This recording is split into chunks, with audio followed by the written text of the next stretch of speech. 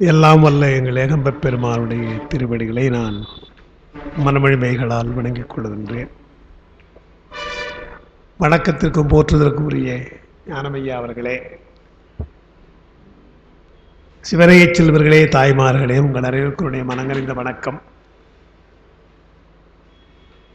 12 திருமுறைகளில் 10ஆம் திருமுறையாக இருக்கின்ற திருமூலர் திருமந்திரத்தை நாம் சிந்திப்பதற்கு திருவருளும் குருவருளும் நமக்கு கூட்டியிருக்கிறது. சென்ற வகுப்பிலே நாம் யாக்கை நிலையாமை என்பதை நாம் முடித்திருக்கிறோம்.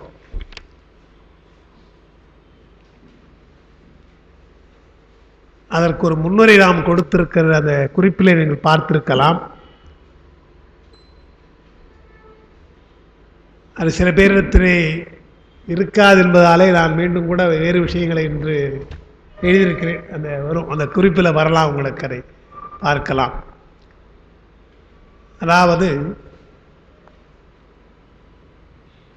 தமிழருடைய வாழ்வியலில்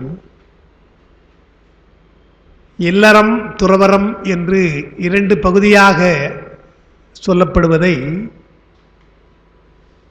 நாம் அறிவோம். அதை 2ஐயுமே அறம் என்று சொல்லியிருக்கிறார்கள். இல்லறம் அதே சமயத்திலே துறவும் ஒரு அறம்தான் என்று சொல்லியிருக்கிறார்கள். இல்லறத்தாருக்கு என்று விதிக்கப்படுகின்ற சில கடமைகள் துறவரத்தாருக்கு இல்லை. துறவிலே இருக்கின்ற சில கடமைகள் இல்லறத்தாருக்கு இல்லை. அவரவர்கள் தாங்கள் மேற்கொள்ளுகின்ற அந்த வழியிலிருந்து விலகாமல் இருப்பதற்கு சில நெறிமுறைகளை வகுத்திருக்கிறார்கள். பௌத்த மதம், சமண மதங்களில் கூட இது போன்ற சில வேறுபாடுகள் உண்டு. மகாயானம் ஹீனயானம் என்று அவர்கள் சொன்னால் அந்த 2க்கும் கொள்கைகள் கொஞ்சம் வேறுபட்டிருக்கும். அதே போல சமணத்திலும் அணுவிரதம் மகாவிரதம் என்று அவர்கள் சொல்லுகிறார்கள். மகாவிரதம் என்பது துறவிகளுக்கு மட்டுமே உரியது என்றும், அணுவிரதம் என்றால் அது இல்லறத்திற்கு உரியவர்கள் என்றும், சமணத்திலே இல்லறம் அதிகமாக சொல்வது கிடையாது. அவர்களுக்கு அவருடைய கொள்கை துறவரம்தான் முத்தியை தரும், இல்லறம் முத்திக்கு காரணமில்லை என்றே அவர்கள் சொல்லுகிறார்கள். சமணத்தில் சமணம் போல பௌத்தமும் துறவைத்தான் வற்புறுத்துகிறது. இந்திய மதங்களிலே மிக முக்கியமான மதங்கள் இந்த 2 மதங்களும். காரணம், பௌத்த மதம் இன்று வெளிநாடுகளில் பல நாடுகளில் அது பரவி இருக்கிறது. காப்பியங்களை பொறுத்தவரையில் சமண காப்பியமும் பௌத்த காப்பியங்களும் தமிழிலே தோன்றி இருக்கின்றன. அதில் முக்கியமாக சீவக சிந்தாமணி, சிலப்பதிகாரம் இவையெல்லாம் சமணத்தினுடைய பெருங்காப்பியங்கள். மணிமேகலை முழுக்க முழுக்க பௌத்தத்தை சொல்லுகின்ற காப்பியம். இலக்கிய வகையில் 5 பெரும் காப்பியங்களில் சமண காப்பியமாக இருப்பதிலே, பெருங்காப்பியமாக இருப்பதிலே சீவக சிந்தாமணி சிலப்பதிகாரம் இருக்கிறது. பௌத்த காப்பியமாக மணிமேகலை இருக்கிறது. உங்களுக்கு கேள்விப்பட்டிருக்கலாம், படித்திருக்கலாம்.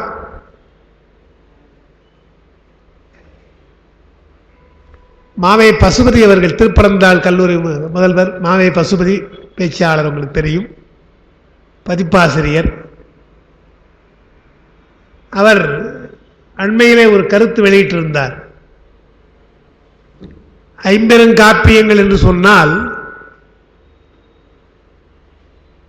சிந்தாமணி, சிலப்பதிகாரம், மணிமேகலை, வளையாபதி குண்டலகேசி, அது 2மே பௌத்த சமண காப்பியம். தமிழில் இருக்கிற இலக்கியம் 5ம் சமண பௌத்த காப்பியங்களாக இருக்கிறது. தமிழ் சமயமாக இருக்கின்ற சைவத்தை பற்றியோ வைஷ்ணவத்தை பற்றியோ சொல்லுகின்ற நூல் காப்பியமாக காப்பிய வரிசையிலே எண்ணப்படவில்லை. அது மட்டுமல்ல, வளையாபதியும் குண்டலகேசியும் முழுமையாக கிடைக்கல. இதையாவது முழுமையாக கிடைத்திருக்குது. முழுமையாக கிடைக்காத 2 நூலை ஏதோ ஒரு வகையில் அப்பொழுது காப்பியங்கள் என்று வைத்து அதையே இன்னும் நாம் சொல்லிக் கொண்டிருக்கிறோம். எனவே அதை கொஞ்சம் மறுபரிசீலனை செய்து சிலப்பதிகாரம், மணிமேகலை, பெரிய புராணம், கம்பராமாயணம் என்று அதை இணைத்து சொன்னால் என்ன என்று ஒரு கருத்து தெரிவித்திருந்தார். அந்த கருத்தை வரவேற்று பல பேர் பாராட்டி எழுதியிருந்தார்கள். சில எதிர்ப்பும் வந்தது. எதிர்ப்பு வராமல் இல்லை, எதிர்ப்பும் வந்தது. நம்முடைய பெருந்தன்மை தமிழ்நாட்டு சமயமாக இருக்கின்ற சைவம் தொன்மை சமயமாக இருக்கின்ற நம்முடைய சமயம், பின்னாலே வைஷ்ணவம், இந்த 2ற்கும் காப்பியங்களாக நாம் பார்க்கிற பொழுது பெரிய புராணத்தை நாம் சைவ காப்பியம் என்று சொல்லுகிறோம். கம்பராமாயணத்தை கம்பர் வைஷ்ணவ காப்பியமாக எழுதவில்லை என்றாலும் வைணவர்கள் அதை வைஷ்ணவ காப்பியமாக கருதுகிறார்கள். அதனால் காலத்தினாலே அவையெல்லாம் பிந்தியது என்பதால் இன்னும் அதை காப்பிய வரிசையில் சேர்க்கவில்லை. இன்னும் சொல்லப்போனால் பெரிய புராணம் அது புராணம் தானே தவிர காப்பியம் அல்ல என்றெல்லாம் வாதங்கள் உண்டு. நம்மை பொறுத்தவரையில் மாற்று சமயங்களை பற்றிய கருத்து வேறுபாடு நமக்கு இல்லை. அதெல்லாம் நாம் கேட்டுட்டோம். அது ஒரு விஷயம். நாம் கெட்டு போனதுக்கு அது ஒரு காரணம். எல்லாவற்றையும் நாம் இணக்கமாக ஏற்றுக்கொண்டு ஒத்திசைவோடு வாழ வேண்டும் என்ற எண்ணம் இருந்ததால் சொந்த சமயமாக இருக்கிற சைவம் வைஷ்ணவம் புறந்தள்ளப்பட்டிருக்கிறது. இல்லை என்றால் சைவக் கோயில்களை இடித்துவிட்டு பௌத்த விகாரை கட்டலாம் என்று இப்பொழுது போய் ஒரு ஆள் சொல்லுவாரா? இன்றைக்கு சொல்றார் ஒரு ஆள். அவரை நம்ம விட்டு வச்சிருக்கோம் இல்லையா? அதுக்காக சொல்றேன் இல்லையா? மேடையிலே எதை வேண்டுமானாலும் பேசலாம். இந்து சமயம் சைவ சமயத்தை பற்றி என்ன சொன்னாலும் கேட்டுக்கொள்வார்கள் என்ற ஒரு போக்கு நீண்ட நாட்களாக நமக்கு இருக்குது. பகுத்தறிவாளராக பேசுகின்றவர்கள் நேராகவே கேட்குறாங்க பல பேர். அப்பொழுதும் கேட்டது தான். இந்து சமயத்தையும் இது போன்ற மற்ற சைவ வைஷ்ணவத்தையும் அவர்கள் எதிர்க்கிறவர்கள் இந்த நாட்டுக்கு சம்பந்தமில்லாத 2 சமயங்கள் இங்கே இருக்கின்றன. அந்த 2 சமயங்களை பற்றி ஏதாவது அவர்கள் வாய் திறக்க முடியுமா? வாய் திறந்து ஏதாவது ஒரு வார்த்தை சொல்ல முடியுமா என்று கேட்பதற்கு அங்கிருந்து பதில் ஒன்றும் இல்லை, பேசாமல் இருந்துடுறாங்க. கவிஞர் கண்ணதாசன் அர்த்தமுள்ள இந்து மதம் என்று எழுதினார். சங்கர மடத்தினுடைய ஆசியோடு தான் எழுதினார். அது நாம் அதை ஏற்றுக்கிட்டோம். நாம் என்ன எப்படி எடுத்துக்கிட்டோம்னா, நாஸ்திகமாக இருந்தவர், நாஸ்திகவாதம் பேசியவர், திரைப்பட பாடல்கள்லாம் நிறைய எழுதி புகழ் பெற்றவர், அவர் எளிமையாக எழுதுகிறார் என்று நாமும் அதற்கு இடம் கொடுத்து அது நிறைய இப்போ இன்றைக்கும் போயிட்டு தான் இருக்குது பார்க்குறோம். நம்முடைய தேவார திருவாசங்களை கூட அவளை போகலை. அது வேறு அருமையாக எழுதுகிறாங்க. இருக்கலாம், எளிமையாக இருக்குதுன்னு சொல்லிடலாமே தவிர அரிய கருத்துக்கள் எல்லாம் அங்கே இருக்கிறது என்று நம்மாலே சொல்ல முடியாது. ஆனால் பொதுமக்களுக்கு அது இருக்குது, ஓரளவு புரிந்து கொள்வதற்கு. அதைவிட தமிழ்வாணன் சைவ சமயம் ஒன்று எழுதியிருக்கிறார். அது யாரும் படிக்கிறது கிடையாது. ரொம்ப அழகாக எழுதியிருக்கிறார். அவர் நம்முடைய கருத்துக்களை வாங்கி சைவ சமயம் என்ன சொல்லுகிறது, தத்துவார்த்தமாக என்ன சொல்லுகிறது என்று அதே எளிமையோடு மிக எளிமையாக அதை எழுதியிருக்கிறார். அதனால் நாம் நம்முடைய சமயங்களை எதிர்த்து பேசினாலோ அல்லது மறுப்பு சொன்னாலோ நாம் வாய்மூடி மௌனியாக இருந்துடுறோம். வேற்று மதங்களை பாராட்டி நாம் பேசுகிறோம். அது ஒரு மத நல்லிணக்கம் என்று இப்போது ஒரு வார்த்தை நாம் சொல்லுகிறோம். நம்முடைய அடையாளங்களை விட்டுவிட்டு அழித்துவிட்டு நாம் அடுத்தவர்களுக்கு வக்காலத்து வாங்க வேண்டிய அவசியம் இல்லை நமக்கு. இன்னும் சொல்லப்போனால் அவையெல்லாம் எத்தனையோ குறைபாடுகளுடைய சமயங்கள். தலை சிறந்த புலவராக இருக்கின்ற வள்ளுவர் இந்த சமயங்களெல்லாம் மறுத்திருக்கிறார். இவர்கள் சொல்லுகின்ற அத்தனை சமயங்களையும் அவர் மறுத்திருக்கிறார். இந்திய நாட்டிலே என்னென்ன சமயங்கள் இருந்தனவோ தர்க்க மரத்தை கூட அவர் மறுத்திருக்கிறார். மீமாம்சை, வேதாந்தம், வைஷ்ணவம் அவர் மறுக்காத சமயமே கிடையாது. அவருடைய அறிவுக்கு மேலாக நாம் என்ன முடியும்? வள்ளுவருக்கு மேல் நாம் சிந்திக்க முடியுமா? அவர் சொன்னால் அதற்கு மேல் மறுப்புறமாலே சொல்ல முடியாது. தீர்க்கமாக அவர் அந்த கருத்துக்களை சொல்லியிருக்கிறார். கடவுள் வாழ்த்து என்று பாடியவர் வான் சிறப்பு பாடுகிற பொழுது சிறப்பொடு பூசனை செல்லாது என்று பாடுறார்.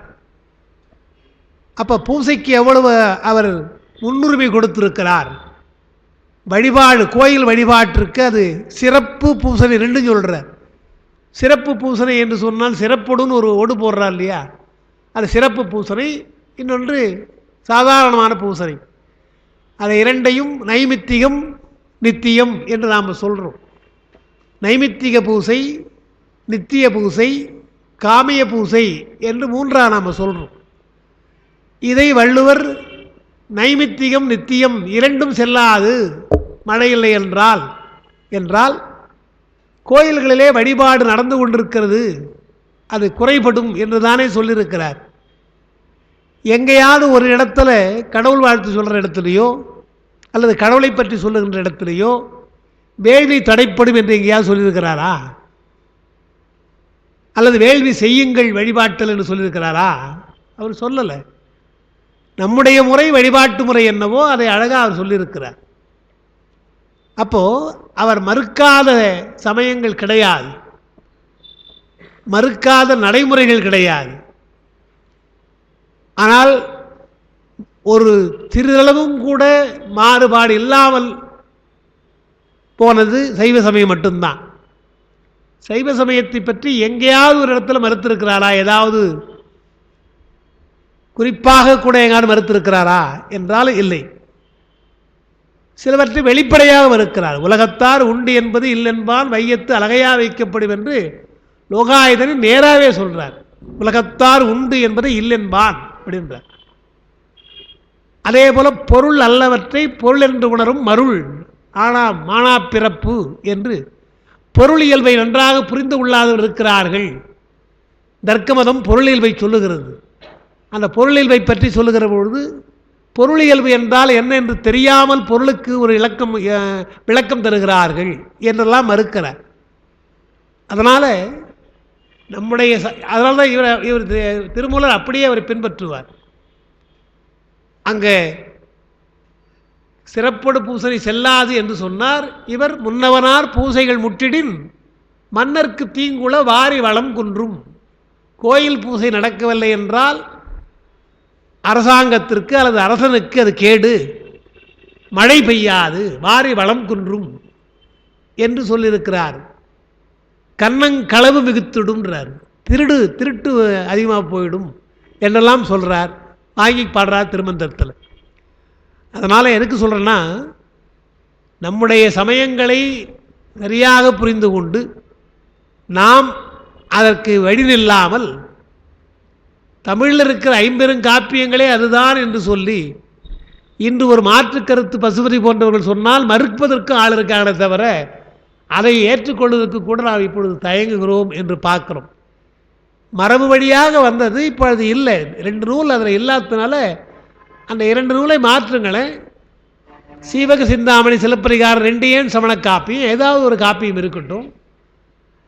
நாம் ஒரு புதிய கொள்கையாக மாற்றக்கூடாதா என்று தான் கேட்குறாங்க. அதான் அன்றைக்கி அவர் அது விரிவாக பேசினார். அதனால் திருமுறைகள் பெரிய புராணம் என்று சொன்னால் பெரிய புராணத்தை காப்பியமாகவும் புராணமாக அவர் செய்திருக்கிறார். அவர் புராணம் என்று எதற்கு பெயர் வைத்திருக்கிறார் என்று சொன்னால் திருத்தொண்ட தொகை, திருத்தொண்டர் திரு அந்தாதி. எனவே அது தொகை வகையாக இருக்கிற பொழுது விரியாக வர வேண்டும் என்றால் அந்த நூலுக்கு திருத்தொண்டர் என்ற பெயரே வரணும்னு வைத்து தான் திருத்தொண்டர் புராணம்னார். நாம் தான் பெரிய புராணம் சொல்கிறோம், அவர் ஒன்றும் அப்படி சொல்லலை. திருத்தொண்ட தொகை மூலமாகவும் திருத்தொண்ட திருவந்தாதி மூலமாகவும் வருவதாலே, விரிவாக வருவதாலே திருத்தொண்டர் புராணம் என்று சொன்னார். திருத்தொண்டர் யார்? ரொம்ப நாகரிகமாக அவர் எழுதியிருக்கிறார்னு சொல்லி ஆராய்ச்சி பண்ணுறாங்க. சுந்தரைத்தான் திருத்தொண்டர் என்று சொல்லுகிறார். ஏன்னா அவருடைய பாட்டு திருப்பாட்டு என்று இருப்பதால் இங்கே திருத்தொண்டர் புராணம் என்றால் முழுமையான பார்த்தீங்கன்னா அது ஆரம்பம் சுந்தரை பற்றி இருக்கிறது, முடிவு சுந்தரை பற்றி இருக்கிறது அல்லவா, இடையிலையும் இருக்குது. எனவே இடையில பல நாயன்மார்களை சொல்கிறார். அது அவர் பாடின பாட்டை வைத்து சொல்வது போல வைத்துக்கொண்டு இந்த காப்பியத்தை செய்திருப்பதாலே அங்கே சுந்தரரை நாம் கதாநாயகனை கொள்ளலாம். அப்போ திருத்தொண்டர் என்பது சுந்தரைத்தான் குறிக்கும் என்று இப்படிலாம் நமக்கு அந்த புராணத்தை பற்றி ஆராய்ச்சி இருக்கிறது. ஆனால் அவர் காப்பிய போக்கிலும் செய்திருக்கிறார். காப்பிய போக்கில்லாமல் புராண போக்கில் மட்டும் செய்திருந்தால் அவர் ஞானசம்பந்தரை காப்பிய தலைவனாக வைத்து பாடியிருப்பார். சுந்தரருக்கு திருமணம் நடக்கிறது,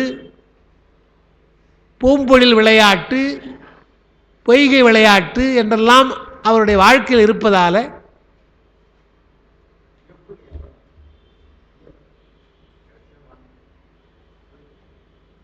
சேக்கிழார் அதை இணைத்து பாடி ஒரு காப்பிய போக்கிலே பாடியிருக்கிறார் பார்க்குறோம்.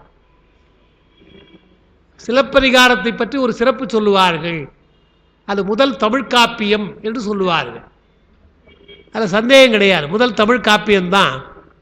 ரொம்ப அருமையான காப்பியம், அழகாக பண்ணியிருக்கிறார். ஆனால் அது தமிழுடைய சமயத்தை சொல்லாமல் வடநாட்டு சமயமாக இருக்கிற சமணத்தை சொல்லுது. அப்போது சிலப்பதிகார காப்பியம் நடைபெறுகின்ற இடம் தமிழ்நாடு, இடம்பெறுகின்ற மாந்தர்களெல்லாம் காப்பிய மாந்தர்களெல்லாம் தமிழர்கள், மன்னர்களெல்லாம் தமிழ் மன்னர்கள், எல்லாம் தமிழாக இருக்குது.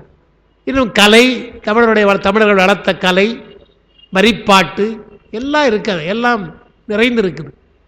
ஆனால் சமயம் என்று போனால் அங்கே தமிழ்நாட்டு சமயம் இல்லை, வடநாட்டு சமயமாக இருக்கிற சமணத்திற்குத்தான் அங்கே முன்னுரிமை கொடுத்து பாடியிருக்கிறார். ஆனால் சேக்கிழார் அப்படி அல்ல. பெரிய புராணம் தமிழ்நாட்டு வரையறை, தமிழ் மன்னர்கள், தமிழ் அடியார்கள், தமிழக எல்லை, தமிழ் சமயம். எனவே முழுக்க முழுக்க தமிழாக இருப்பது, தமிழருடைய மொழி, இனம், மதம் இவற்றையெல்லாம் அடையாளம் காட்டுகின்ற ஒன்று என்று சொன்னால் அது முதலாவதாக இருக்கிற காப்பியம் என்றால் சிலப்பதிகாரம் வரல. அங்கே அந்த இந்த இந்த அளவுகோலில் அது வரல. எனவே பெரிய புராணம் தான் நாம் முதலாவது காப்பியம் என்று சொல்ல வேண்டும்.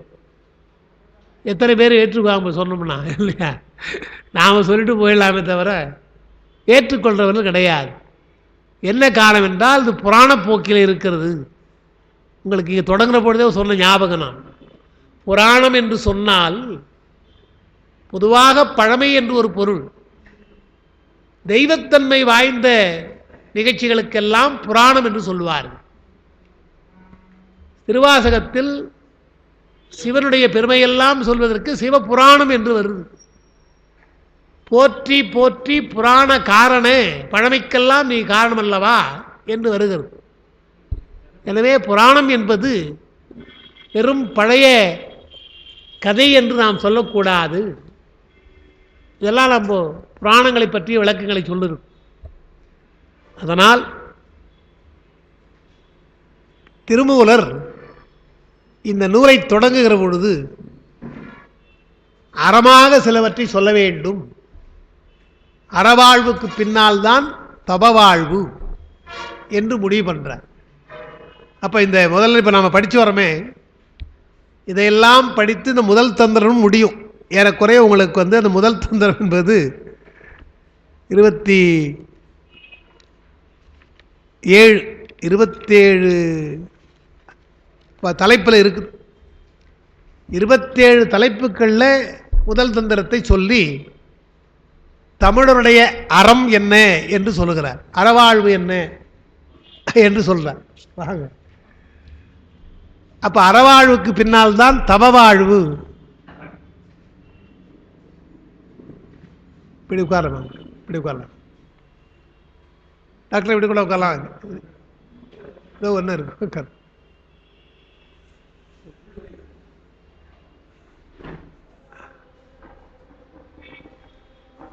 அப்போ இந்த முதல் தந்திரத்தை நாம் முடித்தால்தான் இந்த நூலை படிக்கிற தகுதி நமக்கு வருகிறது. சிவஞான போதத்திற்கு பாஷ்யத்திற்கு முன்னுரை கொடுக்கின்ற சிவஞான முனிவர் இந்த நூலை படிக்க வேண்டும் என்றால் நூலுக்கு அதிகாரிகள் யார் என்றால் சரியை கிரியை யோகம் முடித்தவர்கள் அப்படின்றார். சிவஞான போதத்தை படிக்கிறோம்னா சரியை கிரியை யோகத்தை முடித்தவர்கள் என்று சொல்றார். அப்ப அந்த நூலுக்கு அதிகாரம் என்பது அந்த அப்பதான் புரியும்ன்றார். அதுபோல திருமந்திரத்தை யார் வேண்டுமானாலும் படிக்கலாம், யார் வேண்டுமானாலும் சொல்லலாம்னு ஆகி போச்சுப்போம். இப்போ ஏன் நான் உட்காந்து தப்பா அதை சொல்லிட்டு இருக்கிறேன்? ஏன்னா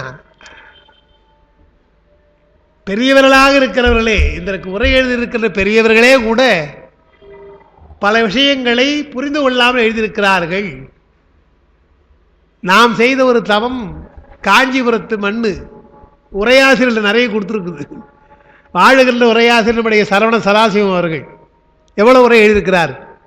அப்பா காஞ்சி புராணம் முதல் பாகத்துக்கு எழுதுனா, இவர் 2ஆம் பாகத்துக்கு எழுதியிருக்கிறார். முதல் பாகத்தை காட்ட 2ஆம் பாகம் கஷ்டம். அது கச்சியப்ப முனிவர், அவர் கவி ராட்சசன், அவர் பேரே கவி ராட்சசன் வச்சுட்டாச்சு பேர் அவருக்கு இல்லையா, கவி ராட்சசன். அவருடைய பாட்டுலாம் அவ்வளோ எளிமையாக கிடையாது. ஒட்டக்கூட்டன் பாட்டுக்கு ரிட்டத்தாப்பான்னு சொல்லுவாங்க. அந்த மாதிரி அவங்களுக்கு இல்லையா நோட்ஸ்? இல்லையா நோட்ஸ் அவங்களுக்கு இருக்கா? இல்லை, கொடுக்கல. ஒட்டக்கூத்தன் பாட்டுக்கு ரெட்டத்தாப்பால் போல கச்சியப்ப முனிவருடைய பாட்டு அவ்வளவு சுலபம் கிடையாது. எனவே திருமுறைகள் எல்லாம் சோழ நாட்டிலே எழுந்தது என்று சொன்னாலும் திருமுறைக்கு உரையெல்லாம் தொண்டை நாட்டிலே எழுந்திருக்கு. அப்பா எழுதியிருக்கிறாங்க, விஜயமுதிரையார் எழுதியிருக்கிறார், முத்துசு மாணிக்கவாசகர் எழுதியிருக்கிறார், இப்பொழுது வாழுகின்ற நம்முடைய சரவண சதாசிவர்கள் எழுதியிருக்கிறார்கள். என்றால் அது ஏன் நாம் சொல்கிறோம்? உரைகளை சொல்லுகிற பொழுது மரபோடு சொல்லணும். அப்பா ஒரு குறிப்பு சொல்லுவாங்க, நயம் என்பது பொருள் கிடையாது, நயம் சொல்லிவிட்டால் அதுவே பொருள் என்று நீங்கள் சொல்லக்கூடாது. நயமாக சொல்றது அவ்வளோதானே தவிர அதுதான் பொருள் என்று சொல்லக்கூடாது. திருவாசகத்திற்கு அப்படி நயமாக பல பேர் சொல்லியிருக்காங்க, அதெல்லாம் நயம்தானே தவிர உங்களுக்கு தெரிஞ்ச பாட்டு தான் அது. செய்யானை வெந்நீரானைன்னு வர்ற பாட்டில் சேர்ந்தறியா கையானைன்னு வரும். சேர்ந்தறியா கையான் என்று வந்தால் நமக்கு சாதாரண பாட்டை படிச்சோன்னு என்ன ஞாபகம் வருதுன்னா, 2 கையும் சேரல என்று தான் வருது. சேர்ந்து அறியா கையான் என்று 2 கையும் சேர்றது. கைனா கைதான், சேருதல், சேர்ந்தறியா கையான் என்று சொல்லி நம்முடைய பெருமான் யாரையும் வணங்குவது கிடையாது. ஏன்னா அவன் வணக்கத்துக்குரியவனே தவிர அவனால் வணங்கப்படக்கூடிய தெய்வம் எதுவும் கிடையாது. சிவனோடு ஒக்கும் தெய்வம் தேடினும் இல்லை என்று அவன்தான் பரம்பொருள், அதனால் யாரையும் வணங்குவது கிடையாதுன்னு வருது. இது எல்லாரும், நான் இந்த பாட்டு அப்பாவை உரை எழுதுறதுக்கு முன்னால் நான் அப்படி தான் கேள்விப்பட்டேன். அதான் நல்லா இருக்குன்னு, நல்லா தான் இருக்குது, அவர் யாரையும் வணங்குறது இல்லையா? மாணிக்க வாசகர் போன்ற அருளாளருடைய பாடலில் அவளை மேம்போக்காக பாட மாட்டாங்க. தமிழில் பழைய தமிழில் கை என்றாலே ஒழுக்கம் என்று அர்த்தம். பழைய தமிழில் கை என்றால் ஒழுக்கம்னு அர்த்தம். அதனால்தான் நமக்கு கையான் என்று சொல்கிற பொழுது ஒழுக்கத்தை உடையவன் என்று முதல்ல அந்த பழைய அர்த்தத்தை வைக்கணும். ஏன்னா அவர் காலத்தில் பாடுறார். 5ஆம் நூற்றாண்டு 4ஆம் நூற்றாண்டில் பாடுற பாட்டுக்கு இன்றைக்கி சொல்கிற கை தான் அன்றைக்கி கை சொன்னார் என்று வைக்கக்கூடாது. அது சேர்ந்தறியா கை அப்படின்றார். ஆன்மாக்களுக்கும் பரமான்மாவிற்கு என்ன வேறுபாடு என்றால், ஆன்மாக்கள் எல்லாம் சார்ந்ததன் வண்ணம், அறிவித்தால் அறியும், சார்ந்ததன் வண்ணம், சேர்ந்தறியும். எல்லாவற்றோடு சேர்ந்தால்தான் அறிய முடியும், தானே அறியாது. ஆனால் பெருமானுடைய அறிவு அப்படி அல்ல, ஒழுக்கம் அப்படி அல்ல. நாம் யாரோடு சேர்ந்திருக்கிறோமோ அந்த ஒழுக்கம் தானே. சான்றோர் சான்றோர் பாலராவ, சாலார் சாலார் பாலராவ என்று வருது. எனவே நாம் யார் பக்கம் எந்த பக்கம் எந்த இனத்தில் சேர்றோமோ அந்த ஒழுக்கம் தான் நமக்கு வரும். இறைவனுக்கு சார்ந்து வருகிற ஒழுக்கம் இல்லை. சிவஞான சித்தியாரில் சீலமோ தெரிவரிது, பெருமானுடைய சீலமோ தெரிவு அரிதுன்னு வருது. நமக்கெல்லாம் சீலம் என்று சொன்னால் ஒழுக்கம் அர்த்தம். நமக்கெல்லாம் முதல்ல ஒழுக்கம்னா என்னன்னு தெரியாது. ஒழுக்க நெறியை படிப்பதாலே, அறநூல்களை படிப்பதாலே நமக்கு ஒழுக்கம் என்று தெரிகிறது. உண்மை பேச வேண்டும், மது அருந்தக்கூடாது, திருடக்கூடாது, இதெல்லாம் ஏற்கனவே சொல்லப்பட்ட நீதி நூல்களை நாம் படிக்கிறோம், படித்து அதுபோல நடக்கிறோம். பெருமானுக்கு முன்னால் யார் எழுதியிருப்பாங்க இல்லையா? அவர் ஒழுங்காக போகிறதுக்கு அவர் இயல்பாகவே ஒழுங்காக இருக்கிறார். அதனால தான் அவரால் சொல்ல முடிகிறது. எனவே சீலம் என்பதற்கு, சீலம் என்ற சொல்லுக்கு நம்மை சொன்னால் அவர் சீலமுடையவர் என்று சொன்னால் ஒழுக்கமுடையவன் அர்த்தம் நமக்கெல்லாம். பெருமான் சீலமுடையவன் சொன்னால் ஒழுக்கம் சொல்லக்கூடாது, அவன் இயல்பானவன், இயல்பாகவே ஒழுக்கமுடையவன் என்று சொல்லணும். அதனால தான் திருக்குறளில் பொறிவாயில் ஐந்தவித்தால் பொய் தீர் ஒழுக்கம் வருது. பொய் தீர் ஒழுக்கம் வருது. பொய் தீர்ந்த ஒழுக்கம், பொய்யில்லாத ஒழுக்கம்ன்றார். கபடமில்லாத களங்கமில்லாத ஒழுக்கம். அந்த பொய்தீர் என்பதற்கு பரிமேலழகர் பொய் தீர்ந்தன்னு எழுதலை. பொய் தீர்ந்தன்னு எழுதுனா அப்போ இருந்தது தீர்ந்து போச்சுன்னு அர்த்தம் இல்லையா? அவருக்கு கொஞ்சம் பொய் இருந்தது, அது தீர்ந்து போச்சுன்னு அர்த்தம்.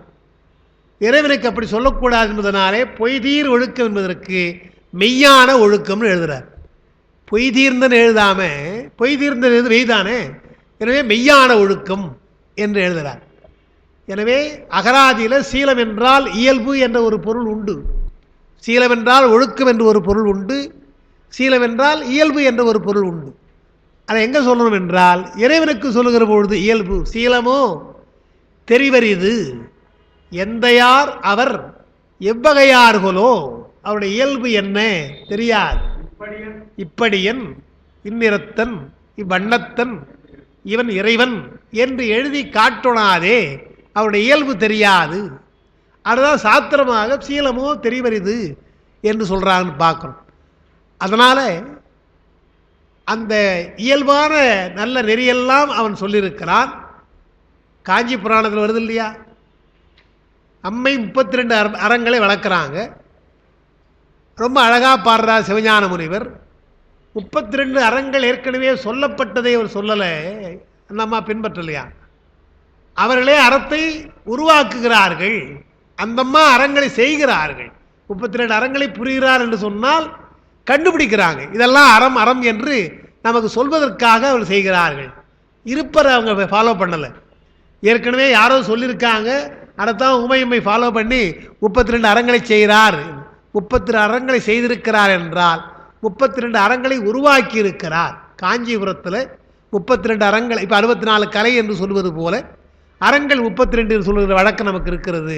இவையெல்லாம் 32 அறங்கள் என்று அந்த அம்மா செய்திருக்கிறாங்களோ அதை ஒரு பட்டியல் போடுறார்.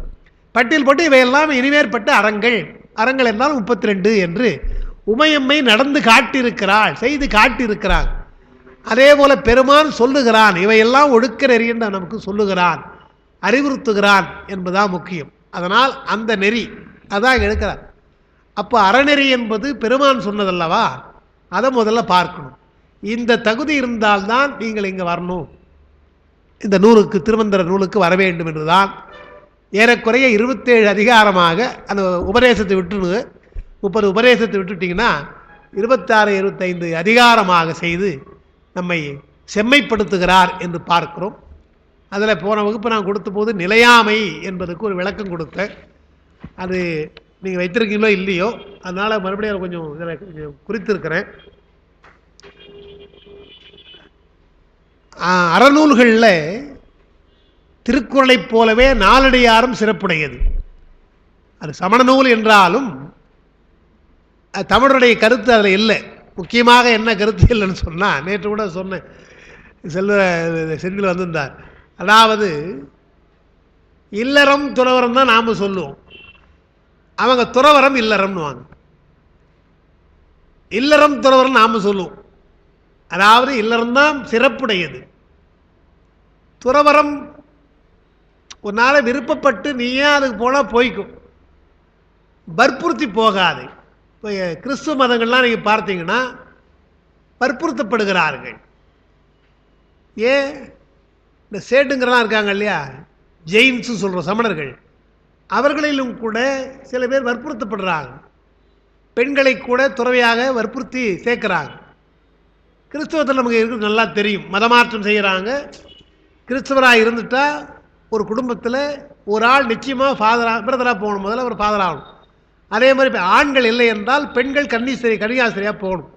இது அவங்களுக்குள்ள கட்டுப்பாடான விதி. அந்த மரத்தை பின்பற்றுவதற்கும் அதை பரப்புவதற்கும் நமக்கு கிடையவே கிடையாது. இல்லறம்தான். உனக்கு விருப்பம் இல்லை என்றால் துறவரத்துக்கு ஒரு வலிமை இருந்தால், மன வலிமை இருந்தால் துறவரத்துக்கு போகணும். ரெண்டிலும் உனக்கு மோட்சம் உண்டு. இல்லறத்திலும் நமக்கு வையத்துள் வாழ்வாங்கு வாழ்பவன் வானுரையும் தெய்வத்தில் வைக்கப்படும் சொல்லியிருக்கும். துறவையாக போனாலும் கூட யானை எனது என்று செருக்கறுத்தால் வானோருக்கும் உயர்ந்த உலகம் போகும், அங்கேயும் தான் சொல்லியிருக்காங்க. இங்கும் சொல்லப்பட்டிருக்குது முத்திக்கு, அங்கும் சொல்லப்பட்டிருக்குது முத்திக்கு.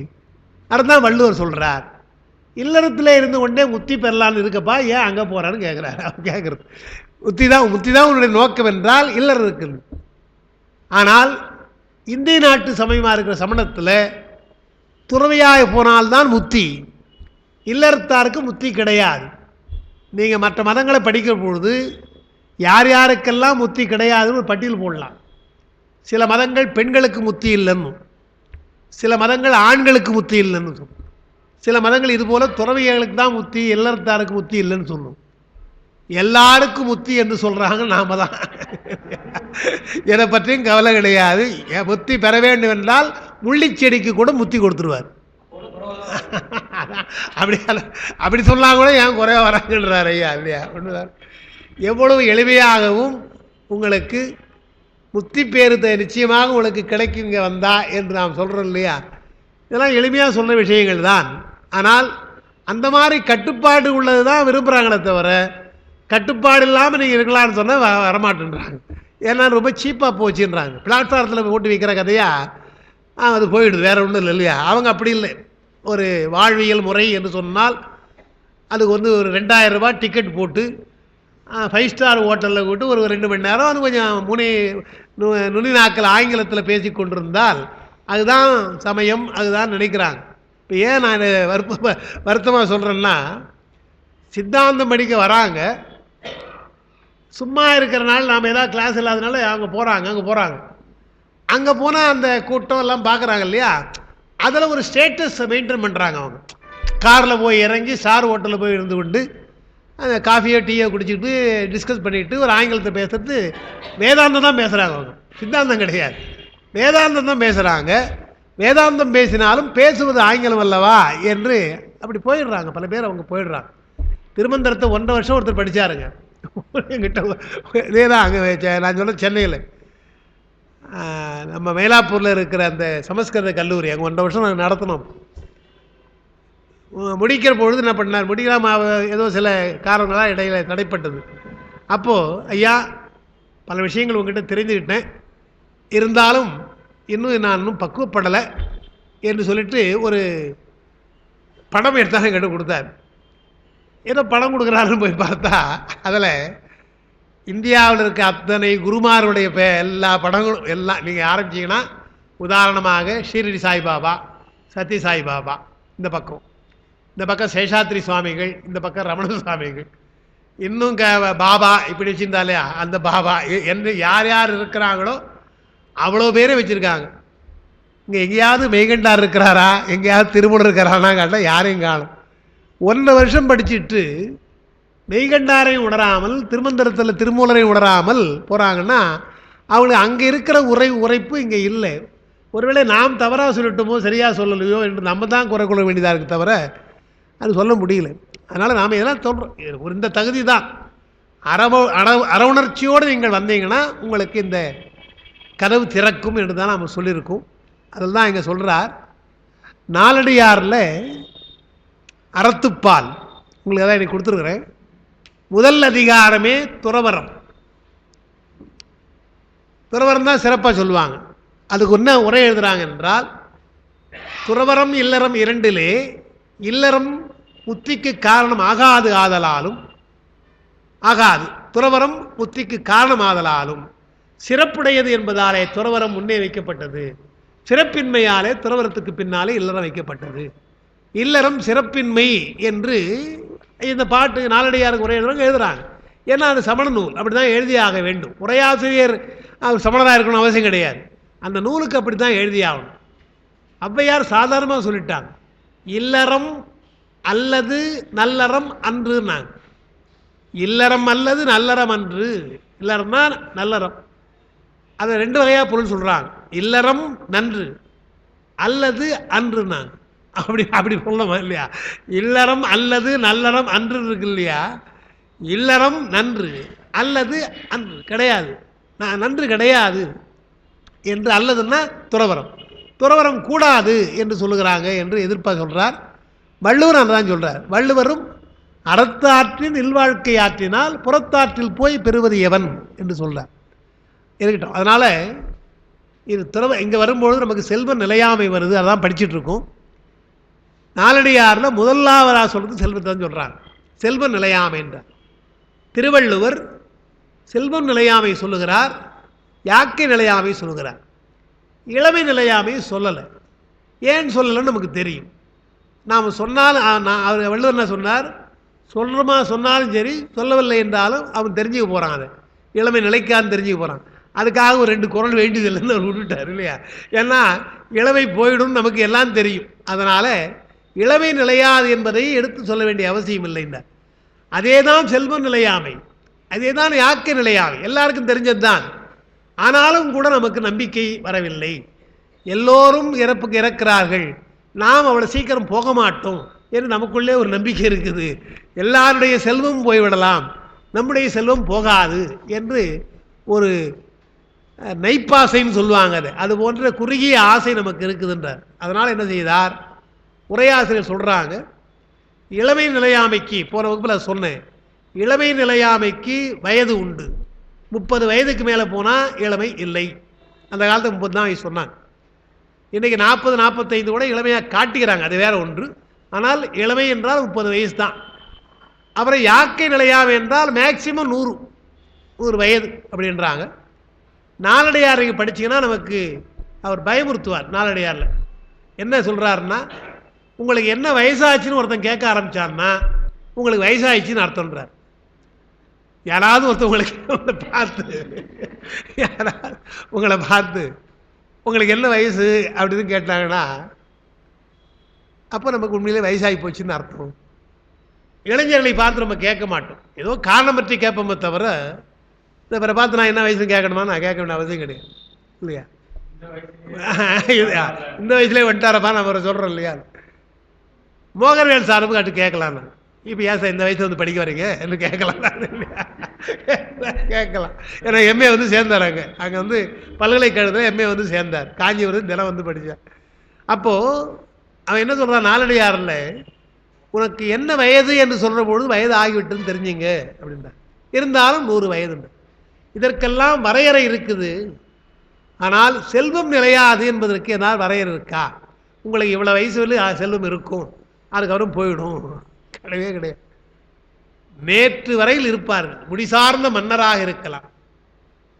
கடைசியில் ஒன்றும் இல்லை. குடை நிழல் அமர்ந்து குஞ்சரம் ஊர்ந்தோர். குஞ்சரம்னா யானைன்னு அர்த்தம். வெண்கொற்ற குடையிலே இருந்து யானை மேலே அம்பாறை மேலே போனவங்க நடைவிரைந்து ஓரிடம் நன்னினும் நண்ணுவார், நடந்து போகிறார். அதனால நாலடியாரில் செல்வம் நிலையாமை முதல்ல சொல்றார். திருவள்ளுவரும் அதை சொல்றார். அதை அவங்களுக்கு எழுதியிருக்கிறேன். இல்லறம் துறவரம் என்ற 2ல் சீவக சிந்தாமணி சிலப்பதிகாரம் எல்லாம் துறவரத்தையே வற்புறுத்திய இலக்கியங்கள். இப்போ நான் தான் சொன்னேன். நாலடியாரில் அது சமண நூல் இல்லையா, துறவரம் சொல்றாங்க, இல்லறம் பின்னால் வருது. காமத்துப்பால் 2-3 குறளோடு முடிச்சுக்கிறார், அதிகமாக சொல்றது கிடையாது. ஆனால் வள்ளுவர் இல்லறம் முதல்ல சொல்றார், அப்புறம் தான் துறவரம் சொல்றார். போதாததுக்கு காமத்துப்பால் என்று 25 அதிகாரம் எழுதுறார். 133 அதிகாரத்தில் 25 அதிகாரம் வாழ்க்கை எப்படி, காதல் அறம் எப்படி என்று எழுதுறார். அப்போ தமிழருடைய கொள்கை காதல் வாழ்க்கை, இல்லற வாழ்க்கை. அது வள்ளுவர் சொல்கிறத நம்ம பார்க்கணும். மற்ற நூல்களை, சமண நூல்களை பார்க்க முடியாது. அதுக்கு அடுத்து இங்கே சொல்லியிருக்கவங்களுக்கு நிலையாமைக்கு விளக்கம் தருவது போன வகுப்பு சொன்னது, அதை எழுதியிருக்கிறேன். நிலையாமை என்பதற்கு என்ன என்றால், நிலையாமையாவது தோற்றம் உடையன யாவும் நிலையுதல் இலவாம் தன்மை. தோற்றம் உடையன யாவும். அந்த தோற்றம் என்ற சொல்லுக்கு என்ன அர்த்தம் என்றால், அப்பொழுது தோன்றுதல். ஒரு பொருள் தோன்றுகிறது என்று சொன்னால் அது நிலைக்காதுன்னு அர்த்தம். ஒரு பொருள் தோன்றவில்லை என்று சொன்னால் நிலைக்கும் அர்த்தம். அதனால்தான் அனாதி என்ற சொல்லுக்கு தோன்றவும் இல்லை, அதனால் அழியவும் இல்லை. தோற்றம், நிலை, இறுதி. தோன்றுதல், இருத்தல், அழிதல். இந்த 3 சொல்ற பொழுது என்னென்ன விளக்கம் கொடுக்குறாங்க என்றால், தோன்றி நின்று அழிந்தால் அவையெல்லாம் சடப்பொருள், அவையெல்லாம் காரியப்பொருள், செயற்படு பொருள். தோன்றி நின்று அழிந்தால் சடப்பொருள், அவையெல்லாம் காரியப்பொருள். அதான் நாம் சொல்றோம். தோன்றினால் நிச்சயமாக அழியும். அப்புறம் தோற்றத்தை நீ பார்க்காமல் இருக்கலாம். ஒரு பொருள் எப்பொழுது தோன்றியது என்று நீ பார்க்காமல் இருக்கலாம், உனக்கு தெரியாமல் இருக்கலாம், உன்னுடைய அறிவுக்கு அது வராமல் இருக்கலாம். ஆனால் இருக்கிறது என்று சொன்னால், இருக்கிறத பார்க்கறதில்ல நீ, இதை பார்க்கிறேன், இருக்கிறத இது எப்போ செய்தாங்கன்னு தெரியாது, இருக்கிறத பார்க்குறேன். இருப்பதை பார்ப்பதாலே இது தோற்றப்பட்டிருக்கிறது தெரிஞ்சுக்கணும் இல்லையா? ஏன் சொல்கிறேன்னா, இல்லைன்றாங்க சில பேர். அதுதான் இல்லையா, சில மதங்கள் இருக்குதுன்னு சொல்லுங்க, ஏன் தோன்றியதுன்னு சொல்கிறீங்கன்றான். இல்லைப்பா தோன்றியதானப்பா இருக்கும், இருக்குது அப்படின்றான். அப்போ இருக்குதுன்னு சொல்கிறது மட்டும் இல்லை, நாம் என்ன சொல்கிறோம், இருக்குதா, அப்போ தோன்றியது, தோன்றியது இப்பொழுது இருக்குது, இருக்குதா பின்னால் அழிய போகுது. அதை இன்டர்லிங்க் பண்ணுறோம், 2த்தையும் சேர்த்து சொல்கிறோம் நாம். ஆனால் சில மதங்கள் தோன்றவும் இல்லை அழியவும் இல்லை, இருக்குது, இப்படியே இருக்குது. இப்போ தோற்றம், நிலை, இறுதி என்பதை பற்றி தத்துவ தரிசனங்களில் எத்தனை விளக்கங்கள் நாம் பார்க்குறோம். இல்லாதது தோன்றும்ன்றான் சில பேர், இருப்பது தோன்ற வேண்டாம், இல்லாதது தோன்றும். இதெல்லாம் தோற்றம், நிலை, அழிவை பற்றி உள்ளது. அதான் இங்கே சொல்கிறார், தோற்றம் உடையன யாவும், அதாவது தோன்றுதல் அல்லது கண்ணுக்கு தோன்றுதல். இப்போ தோற்றம் கண்ணுக்கு தெரியுது இல்லையா, கண்ணுக்கு தோற்றம் உடையன அல்லது தோன்றியன யாவும் நிலையில்லாதது. அப்போ நிலையாமை என்ற அர்த்தத்து சொல்லுக்கு என்ன அர்த்தம் பண்ணும் என்றால், தோற்றமுடைய பொருள்கள் எல்லாம் நிலையில்லாதது என்று சொல்லும். அப்புறம் இருக்குதப்பா, தோற்றமா இருக்குதே, பார்க்கிற கண்ணுக்கு தெரியுதே என்றால், கண்ணுக்கு தெரிகிற இந்த பொருளை பற்றி பல விளக்கங்கள் அதுதான் உங்களுக்கு கொடுத்துருக்குறேன். மயங்கிய வழி பேய்த்தேர் போல தோன்றி மெய்யுணர்ந்த வழி கயிற்றில் அரவு போல கெடுதலால் அது பொய் என்பார். இருப்பது மெய்யல்ல பொய்ன்றாங்க. இந்த இந்த பொருள் இருக்குதா என்றால் இல்லை, பொய். ஏன் என்றால் மயங்கிய வழின்றார். இருப்பது போல தோன்றுகிறது. கயிற்றிலே பாம்பு இல்லை, ஆனால் கயிற்றிலே பாம்பு இருப்பது போல தெரியுது இல்லையா? அதுபோல உலகம் உண்மையாக இல்லை, இருப்பது போல தோன்றுகிறது என்று சொல்றவங்க மாயாவாதிகள். அடுத்து நிலை வேறுபடுவதால் விரைந்து அந்த நிலை வேறுபடுது. கணந்தோறும் வேறுபடுவதால் பொருள் இருக்கிறது என்று சொல்ல முடியாது. நிலை வேறுபடுவதால் கணந்தோறும் பிறந்து இறக்கும் என்பாரும் அவங்க பௌத்தவாதிகள். மூணாவது, ஒருவாற்றான் வேறுபடுதல் வேறுபடாமை. ஒரு வகையிலே வேறுபடும், ஒரு வகையிலே வேறுபடாது என்று சொல்லி, அதனால் நிலையுதலும் நிலையாமையும் உடையது, ஒருங்கே உடையது. அப்போ அவங்க யாருன்னா சமணர்கள். 3 பேர் சொல்லியிருக்கோம் இல்லையா? முதல்ல சொன்னவர்கள் ஏன்னு போட்டிருப்பேன், அது மாயாவாதிகள். பி என்பது பௌத்தர்கள், சி சமணர்கள். இவர்களெல்லாம் பொருளை பற்றி சொல்லுகின்ற விளக்கங்கள்.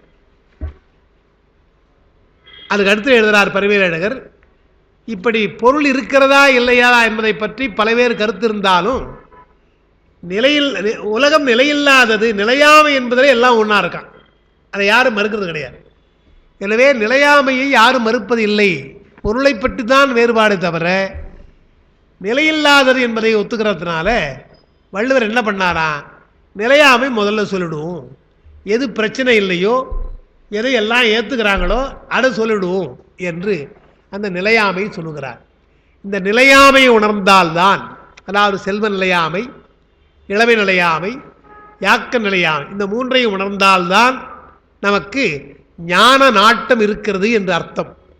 இதில் நாட்டம் இல்லை என்றால், நிலையாமையை பற்றி கருத்து உங்களுக்கு இல்லை என்றால் ஞான நாட்டம் இல்லை என்று பொருள். அதனால் முதல்ல நிலையாமை சொல்லுகிறார். அதான் நீ பார்த்தோம். அதில் ஒன்று 2ஆம் பக்கத்தில் எழுதியிருக்கிறேன். கணம் என்பதற்கு ஒரு விளக்கம் தந்திருக்கிறாங்க. ஒரு கணம், ஒரு நொடி, அதுக்கே பல கருத்து வேறுபாடு. என்ன பண்ணுற பாருங்க, தாமரை இதழை பலவாக அடுக்கி, தாமரை இதழ் இருக்கு இல்லையா, தாமரை பூ, அந்த இதழை பலவாக அடுக்கி அது மேலே உளி, கல்லை செதுக்கிற உளி இருக்கு இல்லையா, இல்லை இந்த மரத்தை செதுக்கிறாங்க அந்த உளி, அந்த உளியை வைத்து ஓங்கி ஒரு தட்டு தட்டணுமா. அடித்தவென்றால் 8 இதழ்கள், 8 இதழ்கள் போகுது இல்லையா, அதுதான் ஒரு கணம்.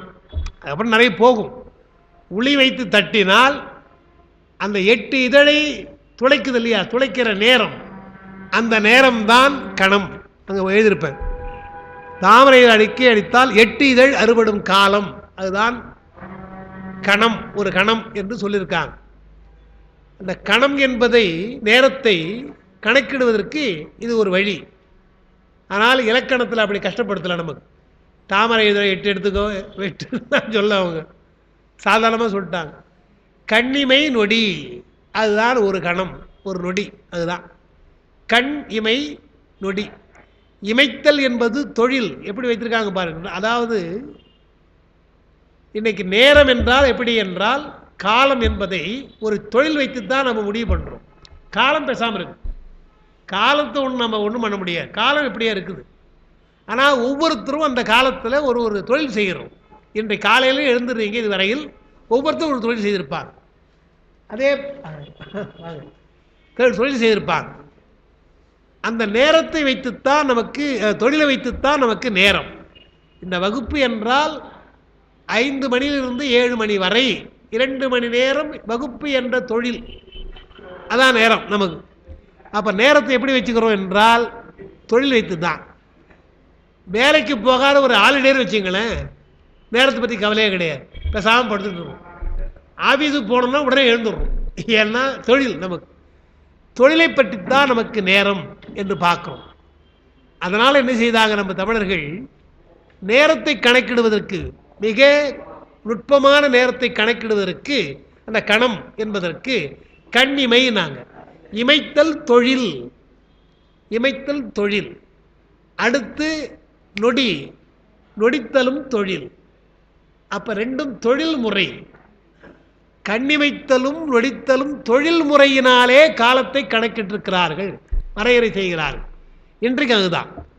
எப்போ என்னைக்கு இந்த வகுப்பு எப்போ நேரம், வகுப்பு எப்போ, உடனே நேரம் என்னன்னு கேட்குறோம் இல்லையா, முடியுமா முடியாதா என்று, நாளைக்கு எப்போ வர என்று கேட்கிறோம். அப்போ நேரத்தை வைத்து சொல்கிறது போல தொழில் என்பது நமக்கு நேரத்தோடு சம்பந்தப்பட்டது என்பதால் கண்ணிமைத்தல் என்பதும் கை நொடித்தல் என்பதும் தொழில் என்று பார்க்குறோம். அதை செய்கிறார். அதான் சொல்றார், கண்ணிமை என்பது தொழில் மேலும் நொடி என்பது ஓசை மேலும் நின்றன. நொடிக்கின்றதுல ஓசை சவுண்டு கேட்குது இல்லையா, அந்த ஓசை சவுண்டு, இது ஒலி. பார்க்கின்றது நமக்கு கண்ணிமை, கேட்பது ஓசை. அதனால் அதுதான் நமக்கு ஒரு மாத்திரைன்னாங்க அந்த கணம். அந்த கண நேரம் கூட ஒரு பொருள் இருக்காது.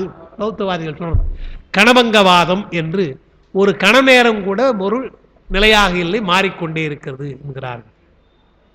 அடுத்து செல்வ நிலையாமைக்கு இங்கே நம்ம படிக்க போகிறோம். அருளும் அரசனும் என்ற பாட்டு நமக்கு இருக்குது. அதுக்கு முன்ன ஒரு பாட்டு நான் உங்களுக்கு சொல்லியிருக்கிறேன்,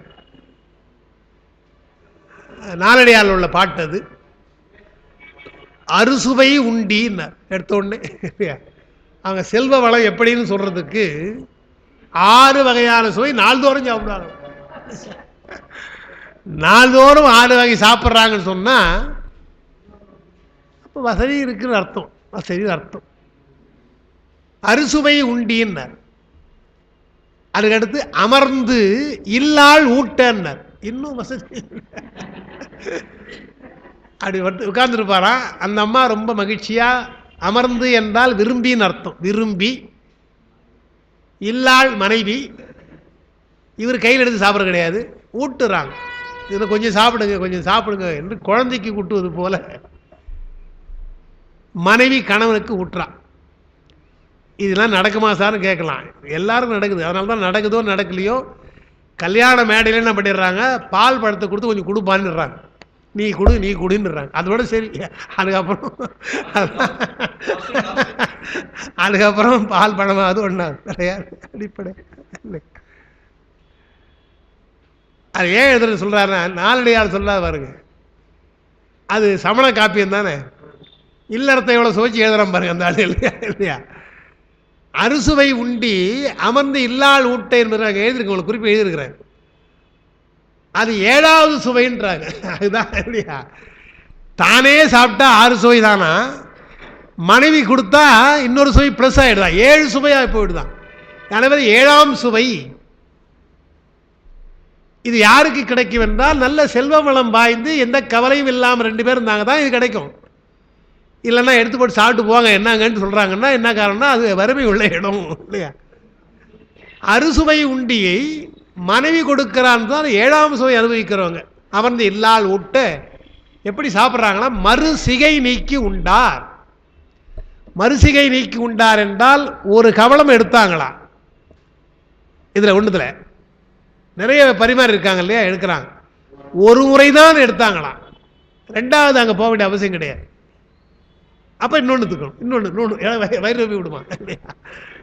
ஒவ்வொரு பரிமாறப்பட்டிருக்கிற அந்த சைட் டிஷ் சொல்கிறோம் இல்லையா, அதில் ஒரு கொஞ்சம் கொஞ்சம் சிகைன்னார் பாருங்க.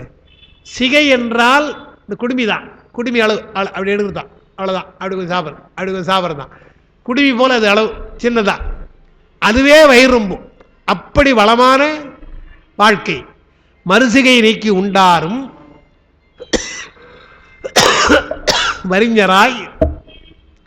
வறிஞராய் வறுமையோடு சென்று இறப்பர் ஓரிடத்து.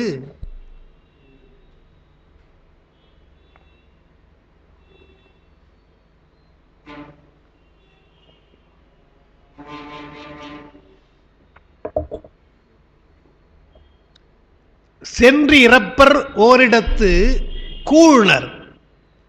கூழ் என்றால் உணவுன்னு அர்த்தம். பிச்சை எடுக்கிற பொழுது சுட சுட சாப்பாடு போடுங்க, கொஞ்சம் நெய் ஊற்றி போடுன்னு கேட்க முடியாது.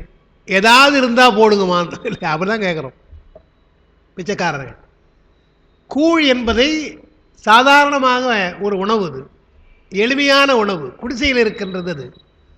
அது கிடைத்தால் போதும் என்று இறந்து போகிறார்கள் என்றால், கூழ் என்று சொல்லினாலே அவர் எங்கே இறக்கிறார், குடிசையில் போய் இறக்கிறார். பணக்காரன் கேட்க மாட்டான், வசதியாக இருந்து வறுமை உற்றால் அவன் போவது எங்கே என்றால் ஏழை மக்களிடத்தான் போய் கேட்க முடியும் என்று ஓரிடத்திலே சென்று கூழ் சாப்பிட்டு கேட்குறாங்க. அப்போ செல்வம் என்பது ஒரு இடத்துல இருக்காது, நமக்கு தெரியும் அல்லவா. வறிஞராய் சென்று இறப்பர் ஓரிடத்து என்று அது நயம் சொல்லுகிறார்கள். சென்று என்பதாலே இதுவரை நடந்தே பழக்கம் இல்லையா அவருக்கு. அது வசதியாக இருந்தார், எங்கே போனாலும் காரில் போயிட்டு இருந்தார், எங்கே போனாலும் வசதியாக போயிட்டு இருந்தார். எல்லாம் போயிடுச்சு. உணவே இல்லாத பொழுது, சாதாரண உணவே கிடைக்காத பொழுது நடந்தான் போகிறார். அப்போ சென்றுனர், சென்று இறப்பர், நடந்து காலால் நடந்து இறப்பார்கள். எதை? உணவைத்தான். உணவை அடிப்படையாக இருக்கிற உணவு, அதை இறந்து கேட்க வேண்டிய நிலை வரலாம். ஓரிடம் என்பதில் இருக்கு இல்லையா, அந்த ஓரிடம் சொல்கிற பொழுது எங்கேயோ ஒரு இடம், அது ரெண்டு நயமாக எழுதுகிறாங்க, நான் அதை எழுதியிருக்கிறேன். வசதியாக வாழ்ந்த அந்த ஊர்லேயே பிச்சை எடுக்க மாட்டான் ஒருத்தன். ஏன்னா நமக்கு மானம் போயிடும்பா, ஊரை விட்டு போயிடுவோம் என்று போயிடுவான். அதான் போயிடுறாங்க, பல பேர் போயிடுறாங்க, பார்க்குறோம். நாம் கோவலன் புகாநகரத்தில் இருக்கிறான், வறுமை வந்துடுச்சு அவனுக்கு, இங்கே இருக்க வேணாம் மதுரைக்கு போயிடலான்னு போயிடுறான், அங்கேயே இருக்குல்ல அவனுக்கு. அதுபோல் இருந்த இடத்தை விட்டு ஓரிடம் எங்கேயோ ஒரு இடம் போயிடுவான்னு அர்த்தம். எங்கே போனால் தெரியாதுங்க, இங்கே தான் இருந்தாருங்க, அவர் எங்கே போனால் தெரியல என்று ஆகிடும்.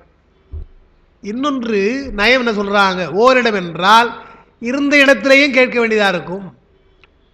அதாவது வறுமை வந்தால் வேறு இடம் போகாமல் இருந்த இடத்திலே கூட கேட்க வேண்டிய தேவை வரலாம். இதே ஊரில் சொல்லக்கூடாது நான் பேரை, ஏதாவது சொல்கிறேன், பட்டு ஜவுளி வச்சிருந்தவர். அப்போ சந்தானகிருஷ்ணன் பவன் இருந்தது இல்லையா, அவங்களுக்கு தான் தெரியும் ஐயா, அவங்க சந்தானகிருஷ்ணன் பவன் இங்கே இருந்தது இல்லையா, அது எதிரில் பட்டு ஜரிகை கடை, ஜரிகாரே பேர். அவங்களாம் நல்ல வசதியாக இருந்தவருங்க. திடீர்னு அவருக்கு ஹார்ட் அட்டாக் இறந்து போயிட்டார். திடீர்னு 1 மாதம் 2 மாதம் 3 மாதம் தான், அவ்வளோதான். அதுக்கு மேற்பட்ட அந்த குடும்பம் தாக்கு பிடிக்கல. ஆனால் அவருடைய பையன்லாம் நான்லாம் ஒன்றா படித்தோம். அவனுடைய தம்பி அண்ணன் அவன் அப்புறம் பார்க்கவே இல்லை, என் கூட படித்த அண்ணங்காரன் அவனை பார்க்கவே இல்லை. நான் அவன் தம்பி நம்ம பஸ் ஸ்டாண்ட் இருக்கு இல்லையா, அங்கே தான் பிச்சை எடுத்தான். பார்க்குறவங்க ரொம்ப ரொம்ப பரிதாபமாக இருக்கும். அவங்க அப்பா எப்படி இருந்தவர், குடும்பத்தோடு நாங்களாம் இருந்தோம், எல்லாம் பழகிடும். அப்படி ஆகி போச்சு அவனுக்கு. ஒரே இடம், அப்போ வேறு எங்கேயும் போக்கிடவில்லை அவனுக்கு. சின்ன பையன், அவன் எங்கே போகிறது, பரவாயில்லை என்று வானத்தை பற்றி கவலைப்படாமல் இருந்தான். இப்போ இல்லை, பின்னால் கொஞ்சம் நோய் வந்தது, அப்புறம் நான் பார்க்கலை, போயிட்டான். அப்பாலாம் பார்த்துருக்காங்க, அப்பாலாம் பார்த்தா அவன் தான் அப்பா தான் பார்த்து முதல்ல சொன்னாங்க, இது மாதிரிடா அப்படின்னு சொன்னாங்க, அவருடைய பையன் அப்படி இருக்காண்டா அப்படின்னா. பாட்டு அப்படி தான் இருக்குது. வறிஞராய் சென்று இறப்பர் ஓரிடம்னா எங்கோ இல்லை, இருக்கின்ற இடத்துலையே வசதியாக இருந்தாங்க, அங்கேயே பிச்சை எடுக்கக்கூடிய சூழ்நிலையும் வரலாம். அதனால் செல்வத்து மேலே ஆசை வைக்காதீங்க. அதுதான் சொல்கிறேன். இவ்வளோ எதுக்கு சொல்கிறாருன்னா, நமக்கு அந்த செல்வம் உதவாது என்பதை ஆகித்துக் கொள்ளுங்கன்றதுக்காக சொல்கிறார். அதான் அந்த இடத்துல எழுதியிருக்கிறவங்களுக்கு அந்த பாட்டு. இப்போ பார்ப்போம். அதனால் திருமூலர் அது முக்கியமான செய்தியாக இருப்பதால் தான் அதை சொல்கிறார்.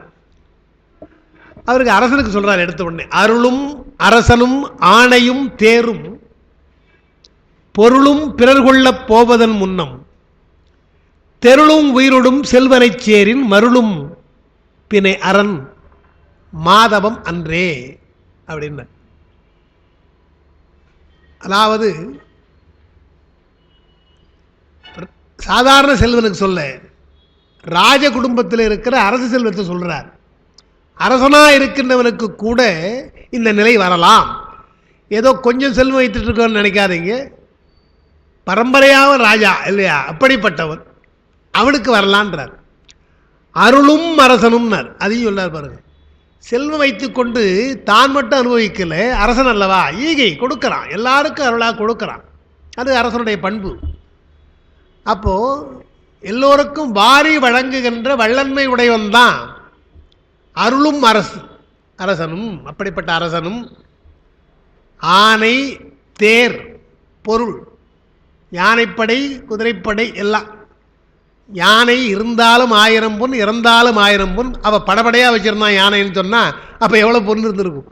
அந்த யானை தேர் பொருள் மற்ற பொருள் எல்லாம் பிறர் கொள்ள பகைவர்கள் கொள்ளுவார்கள்.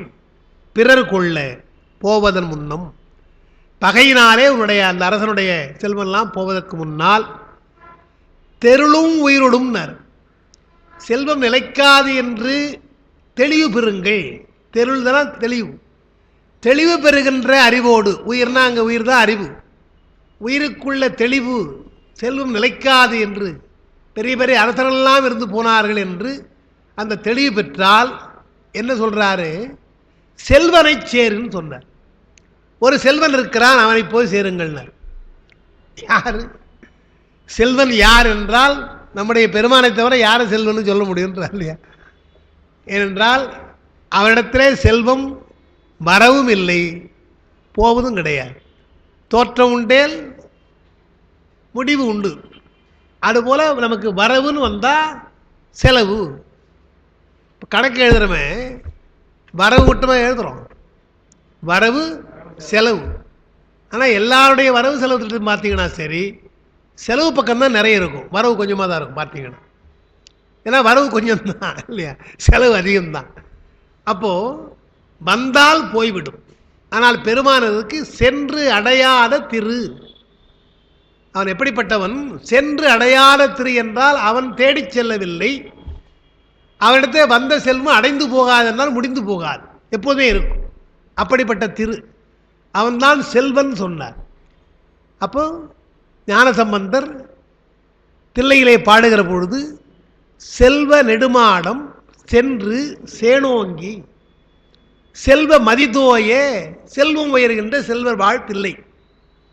3 வரி எழுதினாருங்க. அங்கே இருக்கிற செல்வம் இல்லையா? 7 செல்வம், 7 செல்வம். செல்வ நெடுமாடம் சென்று சேனோங்கி செல்வ மதிதோய செல்வம் உயர்கின்ற செல்வர் வாழ்த்தில்லை.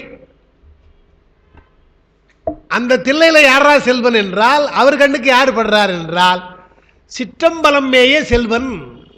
சிற்றம்பலத்தில் இருக்கிறான் அவன்தான் செல்வன். அவனுடைய கடல் ஏற்றினால் செல்வம் செல்வம், அந்த செல்வம் தான் செல்வம், மற்ற செல்வம் எல்லாம் செல்வம் அல்ல என்று அது சொன்னதுக்கு என்ன காரணம்? அது என்ன காரணம் என்றால் நம்ம வேடிக்கையாக சொல்லாத. சிதம்பரத்துக்கு நீங்கள் போய் பார்த்தீங்கன்னா இன்றைக்கி கூட பெரிய பணக்காரெலாம் இருக்கிறாங்க தெரியும், நகைக்கடைக்காரெலாம் இருக்காங்க, எல்லாம் இருக்கிறாங்க தெரியும். யாராவது வீட்டில் ஒரு பொன் கூரை போட்டு வச்சுருக்காங்களா மேலே என்றால் எல்லாம் இந்த மாதிரி சிமெண்ட்டு தான் இருக்குமே தவிர பொன்னால கூரை இருக்காது. நம்முடைய பெருமானுக்குத்தான் பொன்னால கூரை. அவர் இருக்கிற இடம் அம்பலம், அவருக்கு தான் பொன் கூரை. அப்போ யார் செல்வன் கேட்குறாருங்க. நீங்கள் பணத்தை வச்சு பார்த்தாலே கூட செல்வன் யார் என்று சொன்னால் பொன்னால கூரை வைத்திருக்கிறான் என்று பார்க்கும். எனவே ஓடே அங்கே செம்பொன், ஓடு இல்லையா, ஓடே அவருக்கு செம்பொன்ற. அப்போ அந்த செல்வம் போகாது என்றால் அருட்செல்வம். நாம் சொல்கிறதெல்லாம் பொருட்செல்வம். பெருமானை சேர்ந்தால் அருட்செல்வம் அது போகாது. அவரை சேருங்க, சேர்ந்தால் உங்களுக்கு செல்வம் போகுமே என்று பயப்படாதீங்க சொல்லிட்டு மருளும் பிணை அரண் மாதவம் அன்றேன்னார். என்ன சொல்றார்? அரண் என்பது அறம், மாதவத்தினால்தான் உனக்கு செல்வம் வந்திருக்குது. மாதவத்தினால்தான் செல்வம் வந்திருக்குது, மாதவத்தினால்தான் கல்வி வந்திருக்குது. ரெண்டும் உண்டுங்க. நாம் யாரும் மாதவத்தினால் கல்வி வந்ததுன்னு சொல்கிறதே கிடையாது. செல்வம் வந்தாதான் மாதவ அவர் நல்ல புண்ணியம் பண்ணவருங்க, நல்லா இருக்கிறாருங்கன்னு. புண்ணியம் பண்ணவருங்க அவர் நல்லா படிச்சிருக்காருன்னு சொல்கிறது கிடையாது. ஏன் சொல்லலாம் இல்லையா? வள்ளுவர் சொல்கிறார், இருவேறு உலகத்து இயற்கை திருவேறு தெள்ளியராதல் வெறும் ஊழ் அதிகாரத்தை சொல்கிறார். ஊழ் இருந்தால்தான் உனக்கு செல்வம் வரும் நம்புற இல்லையா? அதே போல் ஊழ் இருந்தால்தான் கல்வி வரும், இல்லைனா வராது. அந்த கூறு இல்லை. அப்போ கல்வியும் ஊழினால்தான், செல்வமும் ஊழினால்தான், ரெண்டும் சமந்தானே. ஆனால் நாம் ரெண்டையும் சமமாக சொல்கிறது கிடையாது, செல்வத்தை தான் சமமாக சொல்கிறோம். அதான் சொல்கிறார் அந்த மாதவம் அன்றேன்னார். உங்களுக்கு செல்வம் இருக்கின்ற நாள் என்றால் கொஞ்ச நாள் தான் இருக்கும், போகிற காலம் வரப்பொழுது எல்லாவற்றையும் அடித்து கொண்டு போய்விடும். அதான் அந்த மாதவம் இல்லாது போனால் உங்களுக்கு செல்வமும் இல்லாது போகும். எனவே இருக்கிற பொழுதே அந்த செல்வத்தை நல்ல வழியில் பயன்படுத்தணும். இங்கே எழுதியிருக்கவங்களுக்கு இங்கே தான் எழுதியிருப்பேன் நினைக்கிறேன், இதில் எழுதலையோ என்னால் வருதுன்னு நினைக்கிறேன். செல்வத்தை வைத்துக்கொண்டு என்ன செய்ய வேண்டும்? இங்கே இந்த 4ஆம் பக்கம் இருக்கு பாருங்கள், இங்கே படிச்சிடலாம். 4ஆம் பக்கத்தில் இருக்கு இல்லையா? செல்வம் பெற்ற பொழுதே செய்ய வேண்டியது என்ன? உங்களுக்கு செல்வம் வந்தால் என்ன செய்யலாம்?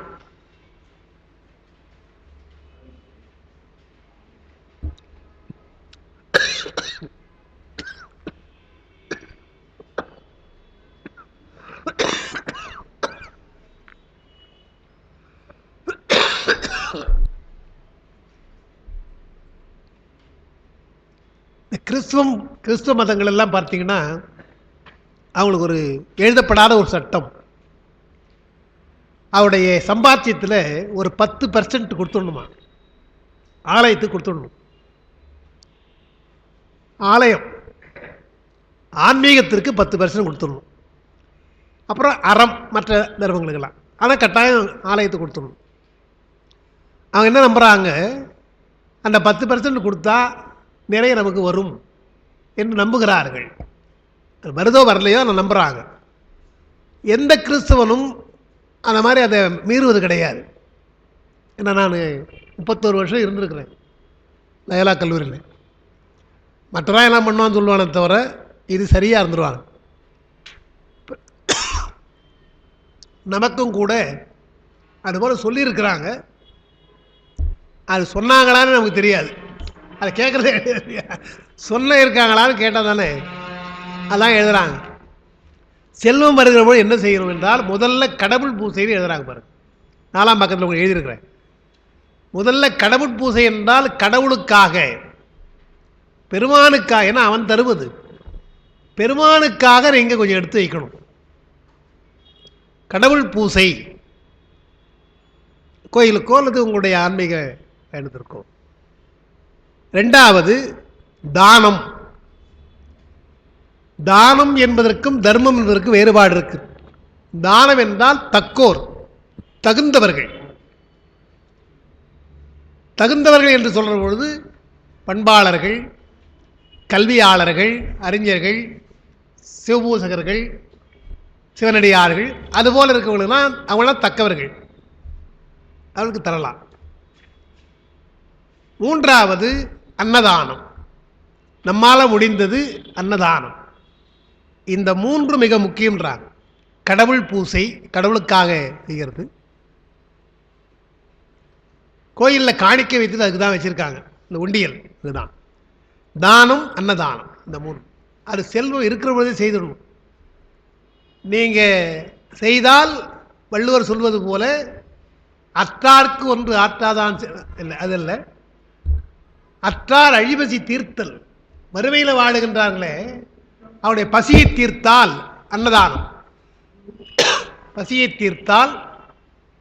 அகுது ஒருவன் பெற்றான் பொருள் வைப்புழின்னார், சேமிப்புன்னார். அது பிக்சட் டெபாசிட் மாதிரி சொன்னார்.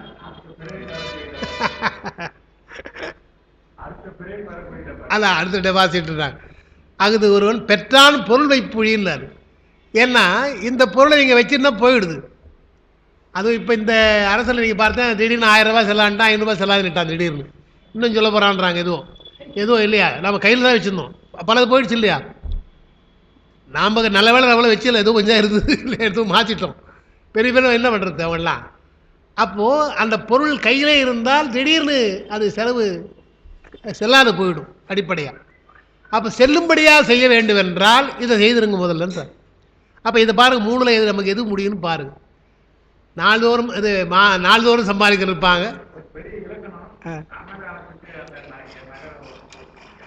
அதை நான் ஏன்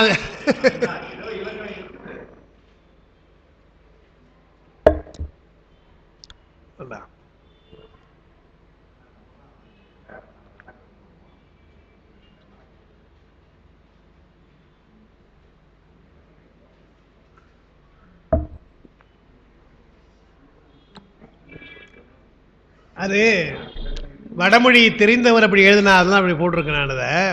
ஏன்னா அந்த வடமொழியில் அன்னம்னு சொல்கிறோம் இல்லையா, நாம் சொல்கிற 2 சுழி இந்த மாதிரி சொல்கிறது கிடையாது. அதை அந்த அன்னம் அது சொல்கிறோம் இல்லையா, அந்த மாதிரி சொல்கிறாங்களாம். அதனால் இந்த நா போடணும் என்று அவர் சொல்கிறார். அவங்க வடமொழியில் ஒலி 4 நாள் வருது இல்லையா, அந்த அந்த உச்சரிப்புக்கு பொருத்தமாக போடணுன்றதுக்காக இந்த நாவை போடணும் என்று சொல்கிறார். ஒன்று. அப்புறம் இன்னொரு கருத்து அதில் இருக்குது. இப்படி போட்ட உடனே நீங்கள் கேட்குறீங்க இல்லையா, ஏன் சார்ன்னு. அப்போ அது வடமொழி, தமிழ் அல்ல. தமிழாக இருந்தால் 2 சுழி இன்னும் போட்டுருவான் நடுவில், இது வராது நடுவில். அதனால் வடமொழியிலிருந்து வர்றதுனால அதை மாற்றுவதற்காக இந்த இன்னும் போடுறதுன்னு பாருங்க. அடிப்படையாக 2 சுழி இன்னும் போட்டால் அது தமிழாக கூட நமக்கு வைத்துக்கொள்ளலாம், அன்னம்னு வைத்துக்கலாம்.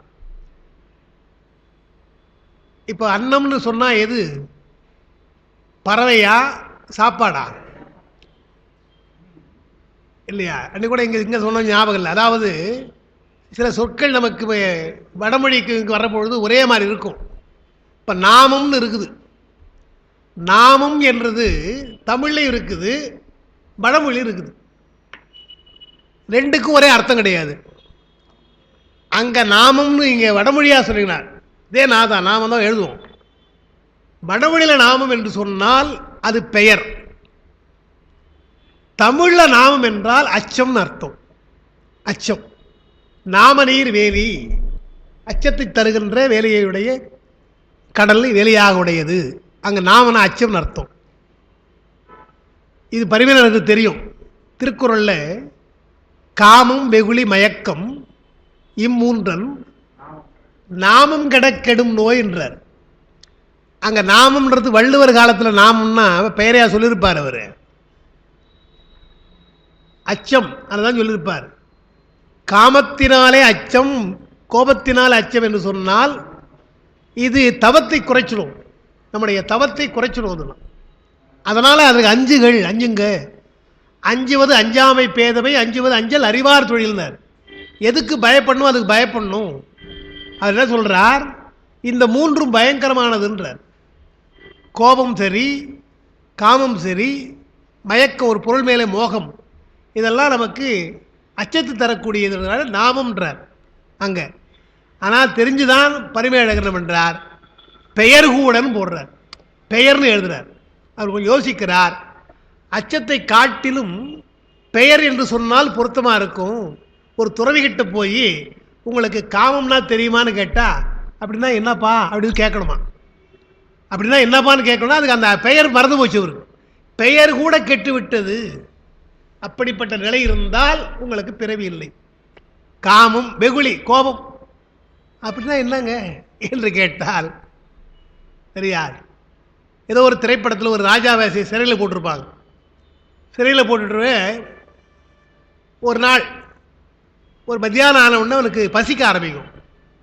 பசிக்க ஆரம்பித்தோம்னா என்ன பண்ணுவான், அந்த ராஜா வசனம் பேசுகிறான், இங்கே என்னமோ பண்ணுது, என்னமோ பண்ணுதுன்னுவான். வயிற்ற காமிச்சு என்னமோ பண்ணுது எனக்கு என்னன்னு தெரியலையே அப்படின்ட்டு அந்த காவலாளி கூப்பிடுவான். அப்பாவி என்னடா பண்ணுதுறான்னா, என்ன பண்ணுதுங்க வலிக்கிற மாதிரி இருக்கியா, ஒரு மாதிரி இருக்கலான்னு. அதாங்க பசி அப்படின்னு. ஓ இதான் பசியோ அப்படின்னு ஒரு ரசம். அதாவது ராஜாவுக்கு பசினா தெரியாது இல்லையா, வேலைக்கு சாப்பிட்டுறாரு. அதுபோல் பசி என்பது என்னென்னு தெரியாமல் இருந்து இதான் பசின்னு சொல்கிறாங்க இல்லையா. அதே போல் காமம் வெகுளி மயக்கம் என்றதை மறந்துட்டிங்கன்னா, ஓ இதான் வெகுளியோ இதான் மயக்கமோ என்று கேட்கின்ற அளவிற்கு பெயர் மறக்கணும். அந்த நாமம் கெட்டால் நோய் கெடும், பிறவி கெடும் என்று அந்த அர்த்தத்தில் அவர் சொல்கிறார். அவர் கொஞ்சம் நுட்பமாக சொல்ல வேண்டியது அவர் சொல்கிறார். அதனால் அன்னத்துக்காக சொன்னேன். அன்னம் என்று நீங்கள் சொன்னீங்கன்னா, தமிழ் அன்னம் என்று சொன்னால் அது பறவை, வடமொழி அன்னம் என்றால் சோறு. அன்னம் தான், ஆனால் இப்படி தான் எழுதணும். அப்படி எழுத விட்டாச்சு இப்போ நாம். எனவே அன்னம் என்று சொன்னால், அன்னம் என்பது பறவையை குறித்தால் அது தமிழ் சொல். அது சோறு அதை குறித்தால் அது வடமொழி. அதான் அன்னதானம் என்று சொன்னாங்க. அதை வைத்து தான் நமக்கு அன்னம் பாலிக்கும் தில்லை சிற்றம்பலம்னு அவர் பாடினார். சோறுன்னு தான் அர்த்தம். சோறு என்றால் வீடு பேருன்னு அர்த்தம் இல்லையா. அந்த வீடு பேர் என்ற அர்த்தத்தில் அன்னம் பாலிக்கும் என்று அவர் சொன்னார்னு பார்க்க. சரி சரி, அடுத்தது 2வது பாட்டு. இயக்குறு திங்கள் இருட்பிழம்பு ஒக்கும் துயக்குறு செல்வத்தை சொல்லவும் வேண்டா, மயக்கர நாடுமின் வானவர்கோனை பெயர் கொண்டல் போல பெரும் செல்வம் ஆம், பெரும் செல்வம் வரும்ன்றார்.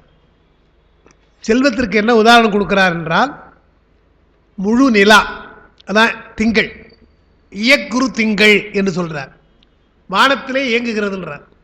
எப்படி இயங்குகிறது என்றால், வளர்பிறையிலே வளர்கிறது, தேய்பிறையிலே தேய்கிறது, அப்படி இயங்குது. ஓடுற மாதிரி தெரியுதுன்னா அது மேகம் ஓடுறது, அது ஓடலை, அது அங்கே தான் இருக்குது. பிறை மதி அல்லது சந்திரன் இயங்குதல் என்று சொன்னால் வளருது, தேயுது. கிருஷ்ணபட்சம் சுக்லபட்சம் என்று நாம் சொல்கிறோம் இல்லையா, அப்படி. அது எதுக்கு சொல்கிறாங்க என்றால், செல்வம் எப்படி இதுபோல் வளரலாம் அல்லது இதுபோல் குறையலாம், குறைஞ்சி இல்லாமையே போயிடலான்னார். வானத்தில் நான் எப்படி இருக்கிறேன், முழுமதியாக பார்க்கிற பொழுது, பௌர்ணமி பொழுது எல்லா இடத்துலையும் வெளிச்சமாக இருக்குது, அமாவாசையில் ஒன்றுமே காணும். அதே போல் ஆகிடலான்றாங்க. செல்வத்தில் இப்படி வெளிச்சம் போட்டு கொண்டு இருப்பான், திடீர்னு அமாவாசையாக போயிடுவான்றார். அதான் சொல்கிறார், நாள்தோறும் அல்லது மாதந்தோறும் உனக்கு இந்த மதி என்றால் சந்திரன், உனக்கு ஒரு மதியை தருகிறது, ஒரு அறிவை தருகிறது. தான் தேய்ந்து வளர்ந்து நம்முடைய செல்வம் இப்படி தேயும் வளரும், ஜாக்கிரதையாக இருங்க. இயக்குறு திங்கள் இருட்பிழம்பு ஒக்கும்னார். நமக்கு தெரியுது. அதனால் துயக்குறு செல்வத்தை சொல்லவும் வேண்டாம். அதனால் செல்வம் வளருமா தேயுமா என்ன சொல்ல வேண்டிய அவசியம் கிடையாது, அதை பார்த்து நீங்கள் தெரிந்து கொள்ளுங்கள் என்றார். எனவே யானையும் தேருமா? ஓ, அது யானை, அது அப்பா மேற்கோள் காட்டியிருக்காங்க. ஓ, சொல்லு நானே. அந்த நாலடியார் பாட்டு சொல்லியிருக்காங்க. ஆமாம், அதை விட்டுட்டேன். அதாவது அந்த அரசன் இருக்கிறாரே, யானை மேலே போகின்ற அரசன் தான். பகை மன்னர்கள் அந்த நாட்டை கவர்ந்து கொண்டால் அவருடைய செல்வம் போய்விடும் சொல்கிறதுக்கு தான் நாலடியார் பாட்டு சொன்னார்.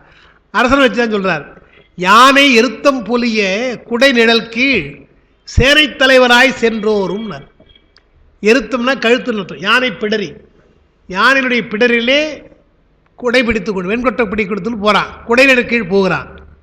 சேனை தலைவராய் சென்றார். ஏனை வினை உழைப்ப வேறாகி, ஏனை வினையினார். அரசனாக இருப்பதற்கு ஒரு வினை வேண்டும். அப்போ அரசனாக இருந்தான், முடிஞ்சுது. அடுத்து அரசனாக இருக்க வேண்டிய வினை போயிடுச்சு, அப்புறம் கீழே வந்துட்டான். வினை உழப்ப வேறாகி வீழ்வர். அரசனாக இருந்தவன் மாறி போயிடுவான். தாம் கொண்ட மனையாளை மாற்றார் கொள்ளன், தன்னுடைய மனைவியை மாற்றார் கொள்ளுவார்கள். ராமபிரான் காட்டுக்கு போனார், அவருக்கே மனைவியை அழைச்சி போயிட்டான் ஒருத்தன் இல்லையா, பார்க்குறோம். இதெல்லாம் அவமானத்துடைய அடையாளங்கள். அரசனாக இருந்தாலும் பின்னாலே அவமானப்பட வேண்டியதாக இருக்கலாம். புகழ் வருகின்ற வினையும் உனக்கு உண்டு, இதுபோல் இகழ்ச்சி வருகின்ற வினையும் உண்டல்லவா என்று அரசனை வைத்தே சொல்கிறார். அரசனை வைத்து ஏன் சொல்கிறாருன்னா, சாதாரண குடிமக்களுக்கு சொல்கிறது இல்லது, பெரிய ஆட்களையே அப்படி தான் பண்ணுறான் இல்லையா, அவளுக்கே அப்படின்னா நீ ரொம்ப ஜாக்கிரதையாக இருக்கணும் இல்லையா என்பதற்காக சொல்லப்படுறதா. அதான் அந்த பாட்டை நான் சொல்ல மறந்துட்டேன். அப்போது இயக்குறு அந்த திங்கள் சந்திரன் வளர்வதும் தேய்வதுமாக இருப்பது போல நமக்கு செல்வம் வரும் போகும் அப்படின்னார். வளர்பிறை என்றால் ஆகூழ், தேய்விறை என்றால் போகூழ். திருவள்ளுவர் ஆகூழ் போகூழ்ன்றார். ஆகின்ற ஊழ் போகின்ற ஊழ் என்று ரெண்டு சொல்கிறார். வர்றது ஆகூழ்னார், போகிற காலம் வந்தால் போகூழ் என்று சொன்னார். செல்வம் பெருகினால் அது ஆகூழ், செல்வம் தேய்ந்தால் போகூழ். காஞ்சிபுரம் மக்களுக்கு அது ஒன்றும் புதுசு கிடையாதுங்க, நீ பார்க்கலாம். இப்போ இங்கேருந்து நீங்கள் இப்போ நம்ம இங்கே வந்தாச்சு. இப்போது தேரடியிலேருந்தே நீங்கள் அந்த மார்க்கெட் ராஜாஜி மார்க்கெட்டில் போகிறீங்கன்னா எத்தனை கடை எப்படி இருந்தது முன்னெல்லாம். ராயல் ஸ்டோர்னு ஒன்று தெரியுமா உங்களுக்கு? ராயல் ஸ்டோர்னு சந்திரா ஸ்டோர், அப்புறம் சந்திரா ஆச்சு. நாங்கள் இவங்கெல்லாம் சின்ன ராயல் ஸ்டோர் தான். பெரும் பணக்காரர்கள் இருந்தாங்க. அந்த மாதிரி எத்தனையோ பெரிய பணக்காரர்கள் இங்கெல்லாம் இருந்து பட்டுச்செல்லாம் பார்த்தோம் இல்லையா. எங்கே இருக்கிறாங்க அடையாளம் சொல்ல முடியலையே என்று அவன் வேற கொண்டு வேண்டும். எனவே ஆகூடு இருக்கிற போது அவள் இருந்தார்கள், போகூடு போயிடுச்சு நமக்கு செல்லும் இல்லை. அதான் அதுக்கு ஒரு உதாரணம் தான் நமக்கு திருக்குறள் சொல்கிறார். அது நல்ல முக்கியமான குறள். அந்த குறள் அதுதான் அதை எழுதியிருக்கிறேன். திருவள்ளுவர் செல்வம் வருவதற்கும் போவதற்கும் ஒரு உதாரணம் சொன்னார். கூத்தாடுகின்ற அவையினார். அந்த காலம் கூத்து, இன்னைக்கு நாடகம் சினிமான்னு வச்சுங்களேன். கூத்தாட்டு அவைக்குடாத்தற்றே பெருஞ்செல்வம் போக்கும் அது வெளிந்தற்றுனார். ஒரு நடன அரங்கம் அல்லது நாடக அரங்கம் சொன்னால் மக்கள் வருகிறார்கள், கொஞ்சம் கொஞ்சமாக வராங்க. ஏன் வராங்க என்றால் நடனத்தை பார்க்கறதுக்காக வராங்க. அது முடிஞ்சுது, சீன் முடிஞ்சுது, அவ்வளோ ஒருத்தம் கூட இருக்க மாட்டாங்க. இடையில் ஒரு மத்திய அரசு என்ன பண்ணாங்க, நம்ம நாட்டில் தமிழ்நாட்டில் இருக்கிற மக்களுக்கு தேசிய உணர்ச்சியே கிடையாது, பொதுவாகவே இப்போ தேசிய உணர்ச்சி குறைஞ்சி போச்சுன்னு சொல்லி என்ன பண்ணாங்க, தேசிய கீதம் பாடணும். எங்கே சினிமாவில், சினிமா கொட்டாலே தேசிய கீதம் பாடணும்னு அனௌன்ஸ் பண்ணிட்டாங்க, சட்டம் போட்டாங்க. உங்களுக்கு ஞாபகம் இருக்கும் இல்லையோ, சினிமா முடிந்த உடனே அதுக்கு முன்னே போட்டுருவான், கடைசி காட்சி முடிந்த உடனே அன்பர்கள் யாரும் பொதுமக்கள் போக வேண்டாம், தேசிய கீதத்தில் நின்று போகவும் அப்படின்னு எழுதி போடுவாங்க. கொஞ்ச நாள் நின்னாங்க, ஒரு வாரம் வந்து என்ன மரியாதை கொடுத்தான். அதுக்கப்புறம் கடைசி சீன் வர்றபொழுதே தேசிய கீதம் போடுவாங்க, வளா போகலாம் அப்படி போயிடுவான். போட்டால் நிற்காம அவமானப்படுத்தக்கூடாது இல்லையா, அது போடுறதுக்குள்ளே பல பேர் போயிட்டாங்க. நான் பார்த்துருக்கேன், நம்ம காஞ்சிபுரத்தையும் பார்த்துருக்கேன், சென்னையிலையும் பார்த்துருக்குறேன். இந்த செய்தி சென்ட்ரல் கவர்மெண்ட்டு போச்சு. நீங்கள் கடைசி நேரத்தில் லாஸ்ட் சீன் வைக்கிற பொழுது போடுறீங்க, அவன் வீட்டுக்கு போகிறது, அதனால் என்ன பண்ணுங்க, முதல்ல போட்டுருங்க. ஆரம்பத்தில் போட்டு இந்த ட்ரையல் படம் போடுறான் இல்லையா, நியூஸ் படம் போடுற மாதிரி முதல்ல வந்த உடனே படம் ஆரம்பிக்கிறதுக்கு முன்னால், ஏன்னா படத்துக்குலாம் கரெக்டாக உட்காந்துருவான். அப்போ தேசிய கீதம் போட எழுந்து போக மாட்டான், கட்டாயம் நின்று பார்த்துட்டு உட்காந்து பார்த்துட்டு படத்தை பார்ப்பான். இவன் எதிர்பார்க்காம போய் உட்காந்து அவன் திடீர்னு போடுறான், முதல்ல போடுறான்.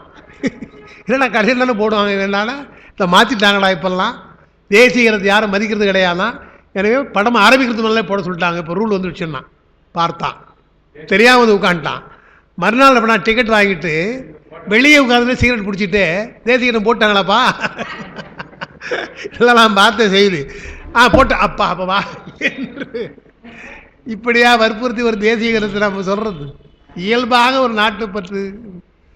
கூத்தாட்டவைனா நம்ம பார்க்க வர்றது எதுனா, டான்ஸை பார்க்க வரான், நாடகத்தை பார்க்க வரான், ஆனால் நேரம் தவறாமல் வருவான். சினிமாவில் லேட்டாக போயிடுறோம், 2 சீனும் ஒரு இதுவும் போயிருக்கும், அவ்வளோதான்.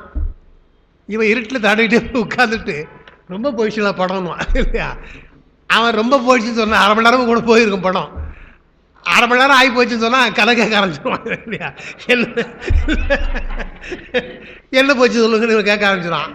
அதனால் இப்போ தான் ஆரம்பிச்சிடுவான், இப்போ தானா அப்படி உட்காந்துருவான். இதெல்லாம் சின்ன சின்ன விஷயங்கள் தாங்க. அப்போது ஒரு இவன் கொடுக்குற ஒரு 5 ரூபா 10 ரூபாய்க்கு 3 மணி நேரம் விடாமல் பார்க்கணும்னு நினைக்கிறான்னா, அதை வள்ளுவர் சொல்ல பாருங்க, கூத்தாட்டு அவைன்னு அழகாக சொன்னார். இந்த கூத்தாடுறவங்களாம் இப்படி தான் பண்ணுவான், கூத்தாட போய் உட்காரான் இல்லையா, அப்படி தான் பண்ணுவான். நேரம் மிக முக்கியம், நேரத்தில் தான் அவன் ஆரம்பிப்பான் முடிப்பான். அதுபோல் செல்வம் உனக்கு வர வேண்டும் என்றால் எந்த நேரம், அப்போ தான் வரும். நீ முன்னாலே போய் உட்கார்ந்து ஒரு டிக்கெட் வாங்க நின்னா கூட அங்கே நாடகம் நடக்காது, சினிமா போட மாட்டான். நீ வேணால் நின்றுட்டு இருக்கலாம், அவன் நேரத்துக்கு தான் அவன் போடுவான், படம் போடுவான். காஞ்சிபுரத்தில் அதெல்லாம் நீங்கள் பார்க்கலாம், சிவராத்திரிக்கு சிறப்பு காட்சிகள் போடுவான் இல்லையா. சிவராத்திரிக்கு சிறப்பு காட்சிகளாம், ஏன்னா சிவராத்திரி கோயில் தானே போகணும், சிறப்பு நள்ளிரவு காட்சின்னு போடுவான். இதெல்லாம் அந்த மாதிரி இருக்கு இல்லையா, அவனும் ஒரு நேரம் இருக்கு இல்லையா. இதெல்லாம் கூத்தாட்டு அவைக்குழாத்தில் நேரம்னார். காலம் என்பது உண்மை. நமக்கு செல்வம் வர வேண்டும் என்றால் காலம். இன்னொன்று கூத்தாட்டவை ஏன் சொன்னார்னா, பந்தமெல்லாம் இருக்கிறதே கிடையாது. இன்றைக்கி ஒரு குரூப் வந்தது, அது போயிடுச்சு, இன்னொரு குரூப் வருது போகுது இல்லையா. அதுபோல் செல்வம் இன்றைக்கி இந்த குரூப்போடு இருக்கும், அப்புறம் இந்த குரூப் விட்டு இன்னொரு குரூப்போடு போகும். எனவே நாடகத்திற்கு வெவ்வேறு ஆட்கள் வருவது போல செல்வமும் வெவ்வேறு ஆட்கிட்ட போகும், ஒரே ஆட்கிட்ட இருக்காது. அதுவும் நேரத்துக்கு வந்து நேரத்துக்கு போய்விடும் என்பதற்குத்தான் கூத்தாட்டு அவை குழாத்தற்றே பெருஞ்செல்வம்னார், போக்கும் அது வெளிந்தற்று அப்படின்னா அந்த பாட்டு. சரி, அதான் அதுக்கு எழுதியிருக்கேன். மகிழ்ச்சி, மகிழ்ச்சி எது என்றால் கூத்தாடுதல், டான்ஸ் நடக்க போகுது, இல்லை இப்போ சினிமா பார்க்க போகிறோம், அது மகிழ்ச்சி. துன்பம் எது என்றால் முடிஞ்சு போகிறது. சினிமா முடிஞ்சோடனே ஒரு சோகம் நமக்கு வந்துடும், முடிஞ்சு போச்சா படம் என்று இல்லையா. அதுபோல் செல்வம் என்பது வருகின்ற பொழுது மகிழ்ச்சியாக இருக்கும், போகிற பொழுது துன்பத்தை தந்துவிட்டு தான் போகும் அப்படின்ற. அடுத்த பாட்டு தான் முக்கியமான பாட்டு, அருணையார் பாட்டது. இது அப்படியே எடுத்து பாடுறார். சாயைன்னு, தன்னது சாயை தனக்கு உதவாது கண்டு என்னது மாடு என்று இருப்பர்கள் ஏழைகள். உன் உயிர் போம் உடல் ஒக்கப் பிறந்தது, கண்ணது கான் ஒளி கண்டு கொளீரேனார். உங்களுக்கு எழுதியிருப்பேங்க. சாய என்றால் நிழல் அர்த்தம்.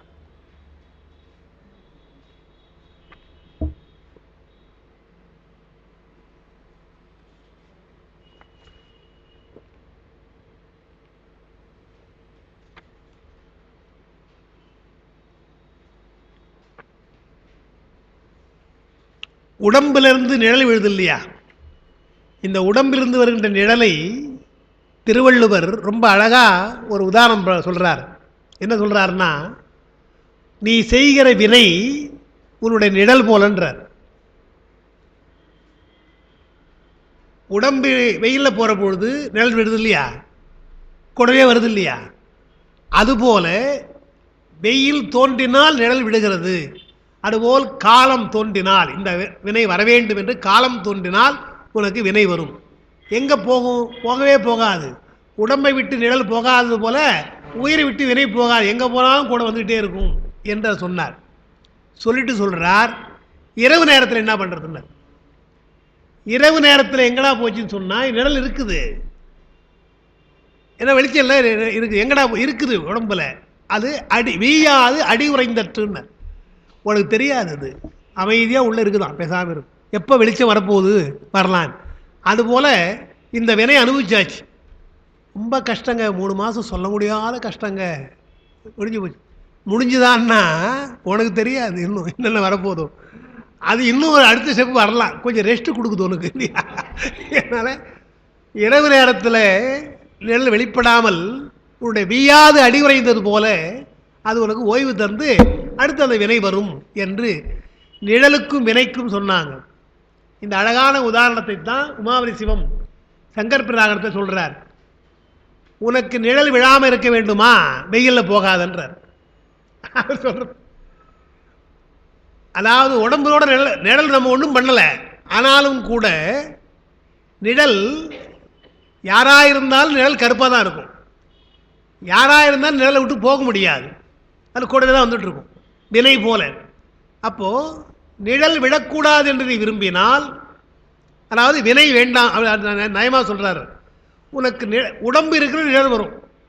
எனவே வினை இருந்தால் உடம்பு, வினை கூடாது என்று சொன்னால், அதாவது நிழல் விழக்கூடாது என்று சொன்னால் நீ என்ன பண்ணணும், இன்னொரு நிழலில் போயிடுன்றார். வெயிலில் போகாதுன்றார்.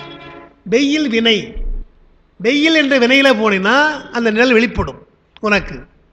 மரத்துடைய நிழலில் போன்னு வச்சுங்க, மரத்துடைய இருந்தால் உனக்கு வினை வராது, நிழல் விழாது. அப்போ பெருமானுடைய திருவடி நிழலில் இருந்தால் உனக்கு வினை இல்லை என்று இந்த நிழலை வைத்து அழகாக சொல்றார். பெருமானுடைய, அதனால் நிழற்கு ஏன் சொல்றோம், தருவாய் உனது திருவடி கீழ் எனக்கு ஒரு தலைமறைவே என்று சொன்னார்னா, பிறவி என்பது வெயில் வெப்பம் போல, எனவே அங்கே வினை வரும். தன் நிழலாம் பதி விதி என்னும் 5 எடுத்தேன்னா இல்லையா சிவஞானபுரத்தை, தன்னிழல்றார், குளிர்ந்த நிழல் என்று சொல்றார். அந்த நிழல் என்று சொல்றதுக்கு எத்தனையோ அர்த்தம். ஒன்று குளிர்ச்சி, இதுவரையில் வெப்பத்தில் இருந்தும் வெயிலில் இருந்தும் குளிர்ச்சி, வினை நீங்கியது.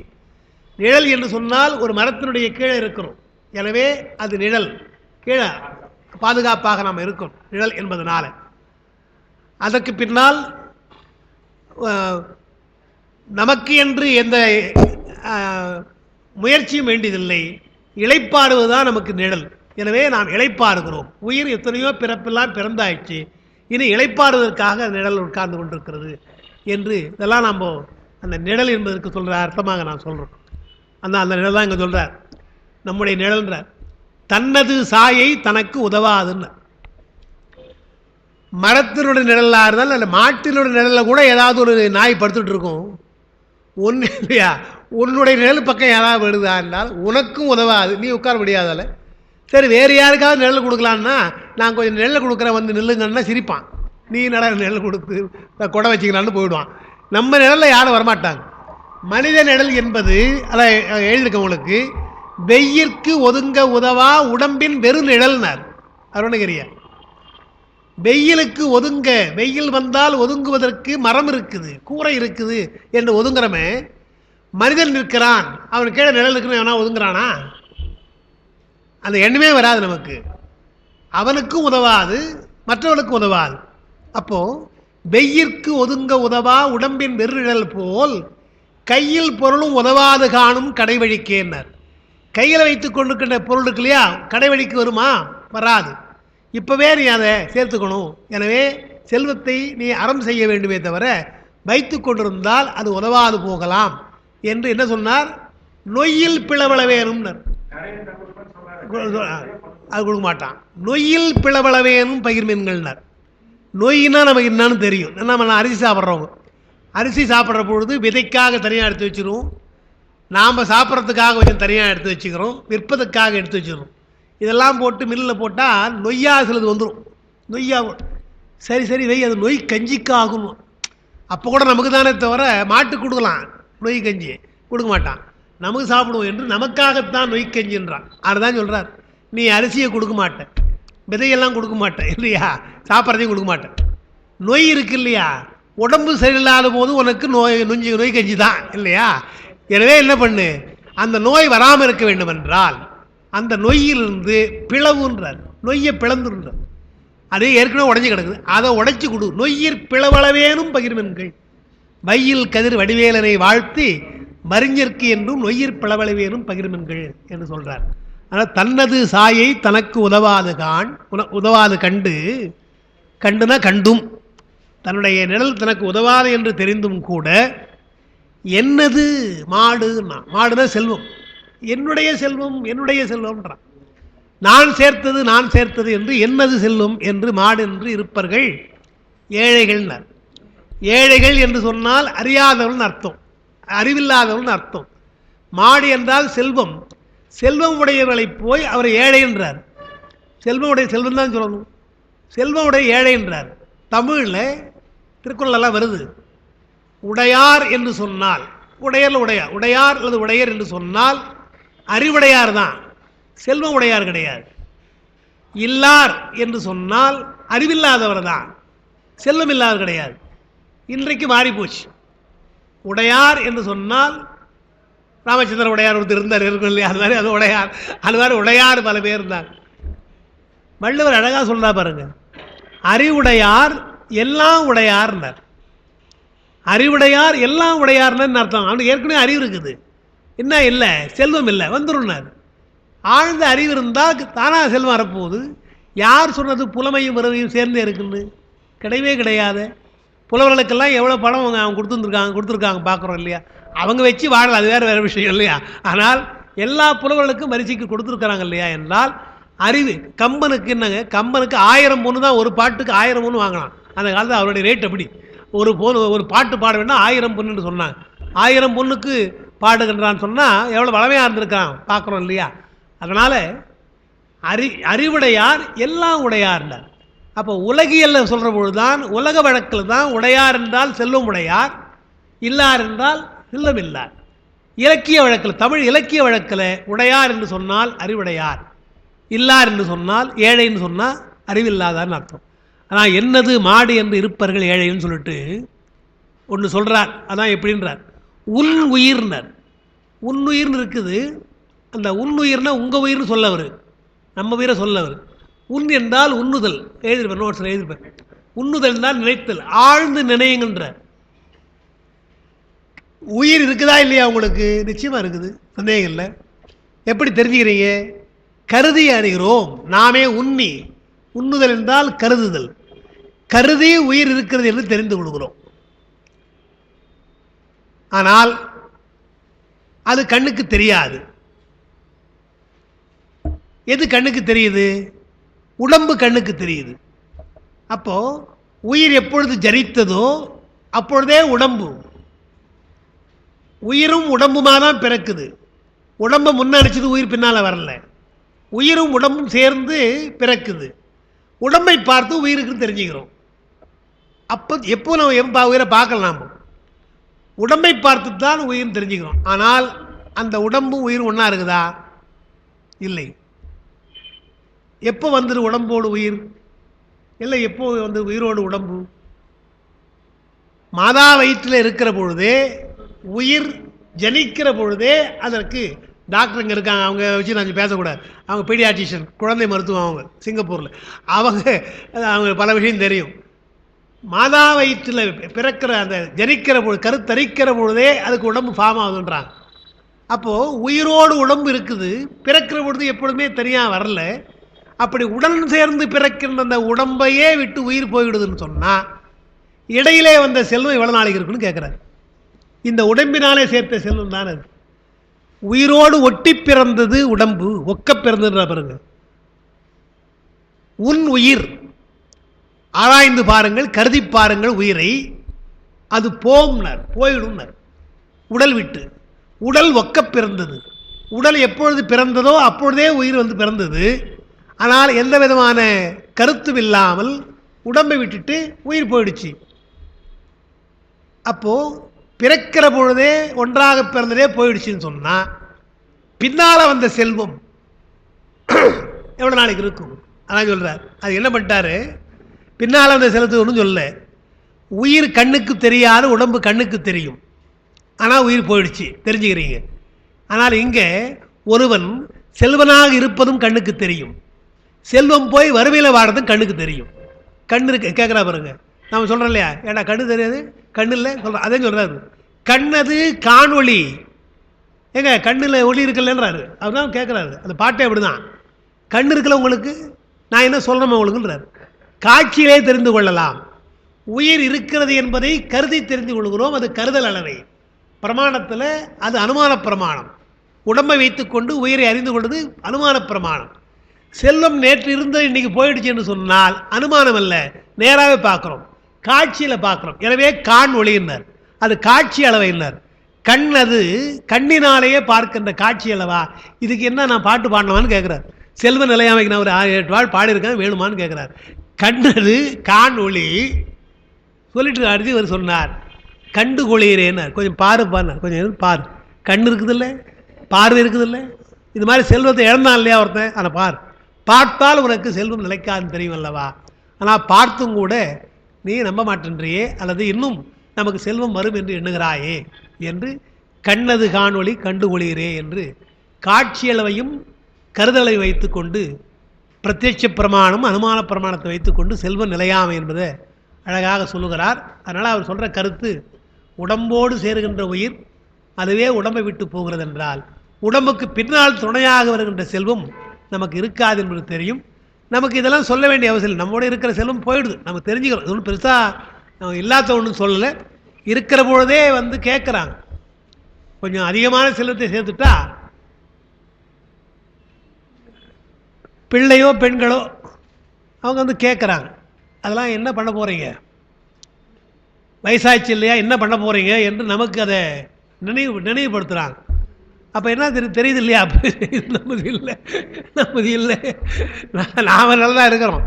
இருந்தாலும் பின்னால் அதெல்லாம் சொல்லி இப்போ சொல்லிவிடுங்க, இதெல்லாம் யார் யாருக்கு என்னன்னு சொல்லிவிடுங்க அப்படின்னு அங்கே சொல்லிடுறோம். சொல்லுவோம். எங்கள் மாமனார் வீடு கொஞ்சம் வசதியான வீடு. எங்கள் மாமியார் அவங்க என்ன பண்ணாங்க, அவங்க கொஞ்சம் அவங்களுக்கு சுகர்,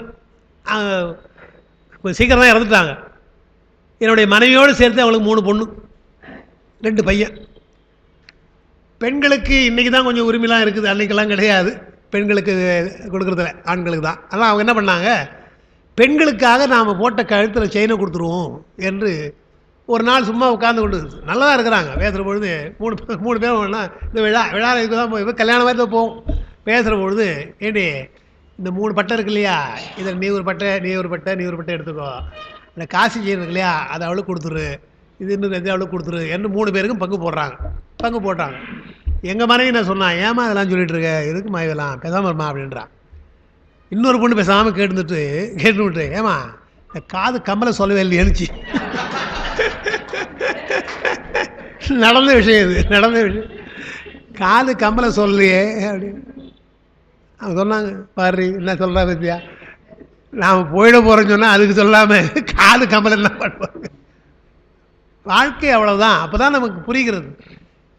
ஊரும் சரமல்ல, உற்றார் சரமல்ல, உற்று பெற்ற பேரும் சரமல்ல, பெண்டிர் சரமல்லன்னு. நமக்கு இருக்கிற பெண்களும் சரி, வந்த மனைவி யாராக இருந்தாலும் சரி சரமல்ல என்று சொன்னால், நம்ம சித்தாந்த ஞானவானவர் சொல்லுவார், சித்தாந்தத்தை நீங்கள் தெரிந்து கொள்ள வேண்டும் என்றால் உங்கள் குடும்பத்தை கொஞ்சம் ஊன்றி பாருங்கள், அதிலே தெரிஞ்சுக்கலாம்.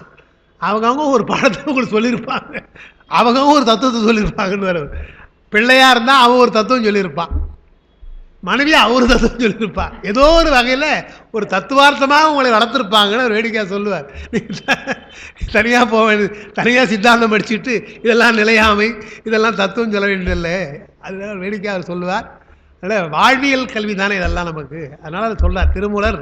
அவர் சொல்லலாம், ஏன்னா எல்லாவற்றையும் விட்டு விட்டு வந்தவர், அவர் சொல்லலாம். நாமெல்லாம் விடுவதற்கு முயற்சி பண்ணுறோம் இல்லையா, அந்த முயற்சியை தூண்டுதலாகத்தான் இந்த மாதிரி நூல்களை நாம் படிக்கிறோம். இப்படி ஒரு அரிய நூலையெல்லாம் நமக்கு காஞ்சிபுரத்திலே முறையாக சொல்வதற்கு சரியாக ஏற்பாடு செய்கிற நம்முடைய பேர், நல்ல பேர் ஞானப்பிரகாசம். அந்த எல்லாம் அந்த மங்களப்புறத்துமாக வந்துருப்பார்கள் இல்லையா, மங்களப்புறத்துமாக இந்த ஞானப்பிரகாசம் அவர்களுக்கு நான் அந்த நேரத்தில் தனிப்பட்ட முறையில் நன்றி தெரிவிச்சுக்கிறேன். இன்றைக்கு அங்கே சிங்கப்பூரில் என்னுடைய அன்பர்கள், அவங்கெல்லாம் அங்கே வகுப்பு படிக்கிறவங்க. அவங்க மகள் அஞ்சனா டாக்டர், அவங்க பெரிய டாக்டருங்க, அவங்க பெரிய சிங்கப்பூர், அவங்க லண்டன்லாம் இருந்தவங்க. அதாவது அவங்க என்னென்னா, நான் போகிறேன், இப்போ போகிறேன் ஜனவரியில், இப்போயும் அவங்கெல்லாம் அந்த டேட் போட்டவங்க இரவு நேரம் அவங்க டியூட்டி, ஆன் கால் டியூட்டின்னு சொல்லுவாங்க. எங்கே இருந்தாலும் உடனே கூப்பிட்டா போயிடணும். பக்கத்தில் உட்காந்துக்கிற ஒரு மாதிரி தான் அவர், எலக்ட்ரிஷியன், அவர் எம்இஎஸ், அவர் ஏஇ, அவர் எப்போ கூப்பிட்டாலும் போகணும். அந்த மாதிரி இருக்கிற எசென்ஷியல் திங்ஸ் தான் இவங்கெல்லாம் வந்துக்கிறவங்கலாம். அதை விட எசென்ஷியல் இது வந்துட்டாங்க இப்போ இல்லையா, பார்க்குறோம். சித்தாந்த படிக்க வந்தாங்கன்னா அவங்க என்ன பண்ணுவாங்க, 10 நாள் 15 நாள் சொன்னால் அந்த 15 நாளைக்கு முன்னையே வேலை பார்த்துருவாங்க. முன்னையே வேலை பார்த்து இந்த 15 நாள் ஆன் காலில் கூப்பிடாதீங்க, இல்லை அட்லீஸ்ட் 1 வீக்காவது கூப்பிடாதீங்க என்று ரொம்ப இயல்பாக இருக்கக்கூடிய, என்னிடத்தில் ரொம்ப அன்பு உடையவங்க, மரியாதை உடையவங்க. அப்பாவை பார்த்ததில்ல அவங்க, இருந்தாலும் அப்பா பற்றி நிறைய கேள்விப்பட்டு நம்ம மேலே அதை மரியாதை உடையவங்க. ரொம்ப பற்று, திருமுறைன்னா அப்படியே உருகிடுவாங்க. அவங்கள பற்றி இப்போ வந்திருக்காரு அவர் கூட, மிஸ்டர் நாகப்பன், அவர் தான் வந்தாங்க. நாகப்பன் அங்கே ஒரு சைவ சித்தாந்த பேராக சொல்லுவார். இவங்க பேர் டாக்டர் சுபோதினி. அவங்க சுபோதினி டாக்டர் ஒரு சின்ன பையன் திருமுறை பாடினா கூட உட்காந்து கேட்பாங்க. ஏன்னா அது திருமுறை வேலை, அது பையன் பாடுது இல்லையா. அதே மாதிரி யாரும் விளக்கம் கொடுத்தாலும் சரி, அது விளக்கம் சரியாக சொல்கிறாங்களா இல்லையா, திருமுறை சொல்கிறாருங்க, அது போய் உட்காந்துருவாங்க இல்லையா என்று அவர் சொல்லுவார். அதுபோல் அவங்க பல ஆண்டுகளாக நம்மக்கிட்ட படிக்கிறாங்க. இந்த ஒரு 2 முறையாக அவங்க தான் இப்போ ஸ்பான்சர், டிக்கெட்லாம் அவங்க தான் ஸ்பான்சர் பண்ணி அவங்க தான் கற்றுக்கிறாங்க. பல விஷயங்களை கற்றுக்கொள்ள வேண்டும் என்ற ஆவல். இன்றைக்கு ஏன் வந்தாங்கன்னா, நான் அவங்களுக்கு சொல்லி தான் வந்தோம். அவங்க நாளைக்கு போக வேண்டியவங்க தான். நான் போய் பார்த்துட்டு வந்தேன். காலத்தி பக்கத்தில் கண்ணப்பர், பழைய கண்ணப்பருடைய கோயில் இருக்குது சொல்லலையா, அன்றைக்கி போட்டு சொன்னோம் இல்லையா, அதான் இன்றைக்கி அதான் லேட்டாக அதுதான் அங்கே தான் வந்தோம் நாங்கள். அது நான் அவங்களுக்கு சொன்னேன். அவங்க வந்து இயற்கையாக பார்க்கணும் விரும்பக்கூடியவங்க அவங்க. அதனால் இது மாதிரி இருக்குமா, நீங்கள் காலத்தி தரிசனம் பண்ணியிருப்பீங்க, சும்மா பக்கத்தில் ஒரு மலையை காமிச்சு இங்கே தான் கண்ணப்பர் இருந்தாருன்னு சொல்லிட்டு இருக்காங்க. அது அல்ல, அது இன்னும் 10 மைல் உள்ளே போகணும், காட்டுக்குள்ளே. அது இப்போலாம் அது சும்மா தப்பு, அது இல்லை பழைய கோயில். இப்போ அதெல்லாம் இப்போ வேறு, பல பேருக்கு தெரியாது, அங்கே இருக்கலே பல பேருக்கு தெரியல. நாங்கள் இந்த கோயிலுக்கு கண்ணப்பர் கோயிலுக்கு போனால் காளிகாமா கோயிலுக்கு போகிறீங்களான்னு கேட்குறான். இல்லைப்பா கண்ணப்பர் கோயிலாம் அவனுக்கு தெரியல, ஏன்னா அங்கே இருக்கணும் தெரியுது. கண்ணப்பர் கோயிலப்பா அங்கே போடுறான், காலத்தி அங்கே போடுறான். இல்லைப்பா அப்புறம் போகணும், 10 மைலுக்கு 10-15 கிலோமீட்டர் உள்ளே போகுது. அடர்ந்த காடு, மலை ஏறி தான் போகணும். படிக்கட்டெலாம் இப்போ இருக்குது, படிக்கட்டெலாம் இருக்குது. கொஞ்சம் போயிட்டு அப்புறம் இறங்கி கொஞ்சம் நடந்து போகணும். அங்கே பெரிய உச்சி, அங்கே தான் கண்ணப்பர், அங்கே தான் பூஜை செய்தார், அங்கே தான் கண்ணப்பர். போகலாம், தாராளம் போகலாம், நம்ம செய்யலாம். அதோட நம்ம அன்பர்கள் ஏன்னா இப்போ ஏன் அவசரமாக போய் பார்த்தோம்னா, ஒரு சாமியார் அங்கே இருக்கிறார். இப்போ அங்கே இன்றைக்கி பார்க்கல அவர் வந்து அதை நல்லா அந்த ரோடெல்லாம் போட்டு கோயிலாக்கணும்னு நினைக்கிறார். நல்ல நோக்கம்தான். எப்போ இந்த மாதிரி கோயிலாக்கி ரோடு போட்டாங்களோ, நமக்கு முன்னால் போய் யார் உட்காந்துரும், டீ கடைக்காரன் உட்காந்துருவான், மற்ற ஹோட்டல்லாம் உட்காந்துருவாங்க. அந்த புரிதம் கெட்டு போகும். இப்போ பார்த்தா அப்படியே கண்ணப்பரை பார்க்குற மாதிரி இருக்குது, அந்த நிலை அப்படியே இருக்குது பார்க்குறது. இப்போவே அங்கே இதெல்லாம் போய்ட்டு கொஞ்சம் கல் புழு கொண்டாண்டாங்க. என்னுடைய மாணவர் போய் பார்த்தபோது ரொம்ப சொன்னார், சார் அப்படி இருக்குது சார் அந்த இடம் இயற்கையாக அப்படின்னு சொன்னார். இப்பவும் பரவாயில்ல இருக்குது. அதனால் உங்களுக்கு நான் சொல்லி வைக்கிறேன், அது அந்த இயற்கை சூழ்நிலை சாங்க்டிட்டி அந்த மாறுவதற்கு முன்னால் ஒரு முறை இங்கே போயிட்டு வாங்க. நடந்து போகிறது ஒன்றும் கஷ்டம் கிடையாது, ஏன்னா கைலாயத்துலாம் போகிறவங்க நீங்கள்லாம், அதனால் ஒன்றும் கஷ்டம் கிடையாது. அதில் மேலேயே கொஞ்சம் முதல்ல தான் கொஞ்சம் ஸ்டீப்பாக இருக்கும், அப்புறம் வந்து இயல்பாக பார்க்கலாம். சுனை நீர் பக்கத்துலேயே பொன்முகலை ஆறு, அதுதான் சுனை, அங்கே தான் ஆரம்பம். அது ஆரம்பித்தா பின்னால் ஆறாக வருது நமக்கு. அது குளிக்கிறதுக்கெல்லாம் நல்லா அங்கே இயல்பாக அங்கே ஆட்கள் இருக்காங்க, சொன்னால் வருவாங்க. என்னுடைய நம்பர்லாம் கேட்டிருக்காங்க. அங்கே 2 பேர் வழிகாட்டுறதுக்கு இருப்பாங்க, பெண்கள் தான்ப்பா, அவங்களுக்கு வேறு பிழைப்பு கிடையாது, ரொம்ப ஏழ்மை, அவங்களுக்கு இதான் பிழைப்பு. வரவங்க யாரோ கொஞ்சம் தெரிஞ்சவங்க தான் சில பேர் வராங்க, இப்போ கொஞ்சம் நிறைய பேர் வராங்க. அவங்களுக்கு கருத்தை வழி காமிப்பாங்க. அவங்களோட நீங்கள் போனீங்கன்னா சுவாமி தரிசனம் பண்ணிட்டு வந்துடலாம். நீங்கள் அங்கே குளிச்சுட்டு அங்கேயே நீங்கள் தரிசனம் பண்ணிட்டு வரலாம். இப்போ நீங்கள் போனீங்கன்னா கண்ணப்பர் பூஜித்த இலிங்கம் இருக்கு இல்லையா, அது மரகதலிங்கம்னு சொல்கிறாங்க. அந்த மரகதலிங்கத்தை அப்படியே எடுத்துக்கிறாங்க, எடுத்து போயிட்டாங்க. ஃபுல்லாக ஆளே இல்லை. எடுத்து போனால் கூட பரவாயில்ல, அதுக்கு பதிலாக இந்த பச்சை கிரானைட் இருக்கு இல்லையா, கிரானைட்டு கல்லை சேலைக்கு மாதிரி செய்து வச்சுட்டாங்க. அதான் இருக்குது இப்போ, கிரானைட்டு கல்ல இருக்குது. அது என்ன பண்ணுறது உங்களுக்கு தெரியல. அதை இப்போ அதையே ஸ்தாபிக்கிறதா இல்லை வேறு ஸ்தாபிக்கிறதா தெரியல, இருக்குது. ஆனால் அந்த அந்த லிங்கம் இல்லை, பீடம் மட்டும் இருக்குது. அந்த இடம் அப்படியே இருக்குது. அந்த இடம் நமக்கு போன உடனே ஒரு மாதிரி ஒரு வைப்ரேஷன் நமக்கு வருது. அவ்வளோ உயர்ந்த இடம் இல்லையா அங்கே பெருமான் அங்கே போய் பண்ணார். அந்த மாதிரி உங்களுக்கு ஓய்வு இருந்தால் நீங்கள் போய் பார்த்துட்டு வரலாம். ஒன்றும் நம்ம பக்கம் தானே காடு சின்ன. அவங்க இதுக்காக தான் அவங்க சிங்கப்பூர் 2 நாளாக வந்து கஷ்டம். அவங்களாம் மேலே இவங்களாம் நடந்தே பழக்கம் கிடையாது. நாமளாம் நடந்தே பழக்கம் கிடையாது. பாவம் வந்து போயிருக்காங்க, வந்து போனாங்க. இது ரமணான் வந்து போனார். அதான் இப்போ எங்கள் குரூப் தான் அவங்களாம் வந்து போனாங்க. அதான் நான் முதல்ல போய் பார்த்தேன். அப்புறம் தான் அவங்க அன்றைக்கே அவங்களுக்கு ஒரு மெசேஜ் அனுப்பிச்சேன், இந்த மாதிரிமா வந்தால் பார்க்கணுன்னு. அவங்க தான் வந்திருக்காங்க. அதனால் அவங்களுக்கு நான் அந்த நேரத்தில் என்னுடைய மனமார்ந்த நன்றியை தெரிவிக்கிறேன்.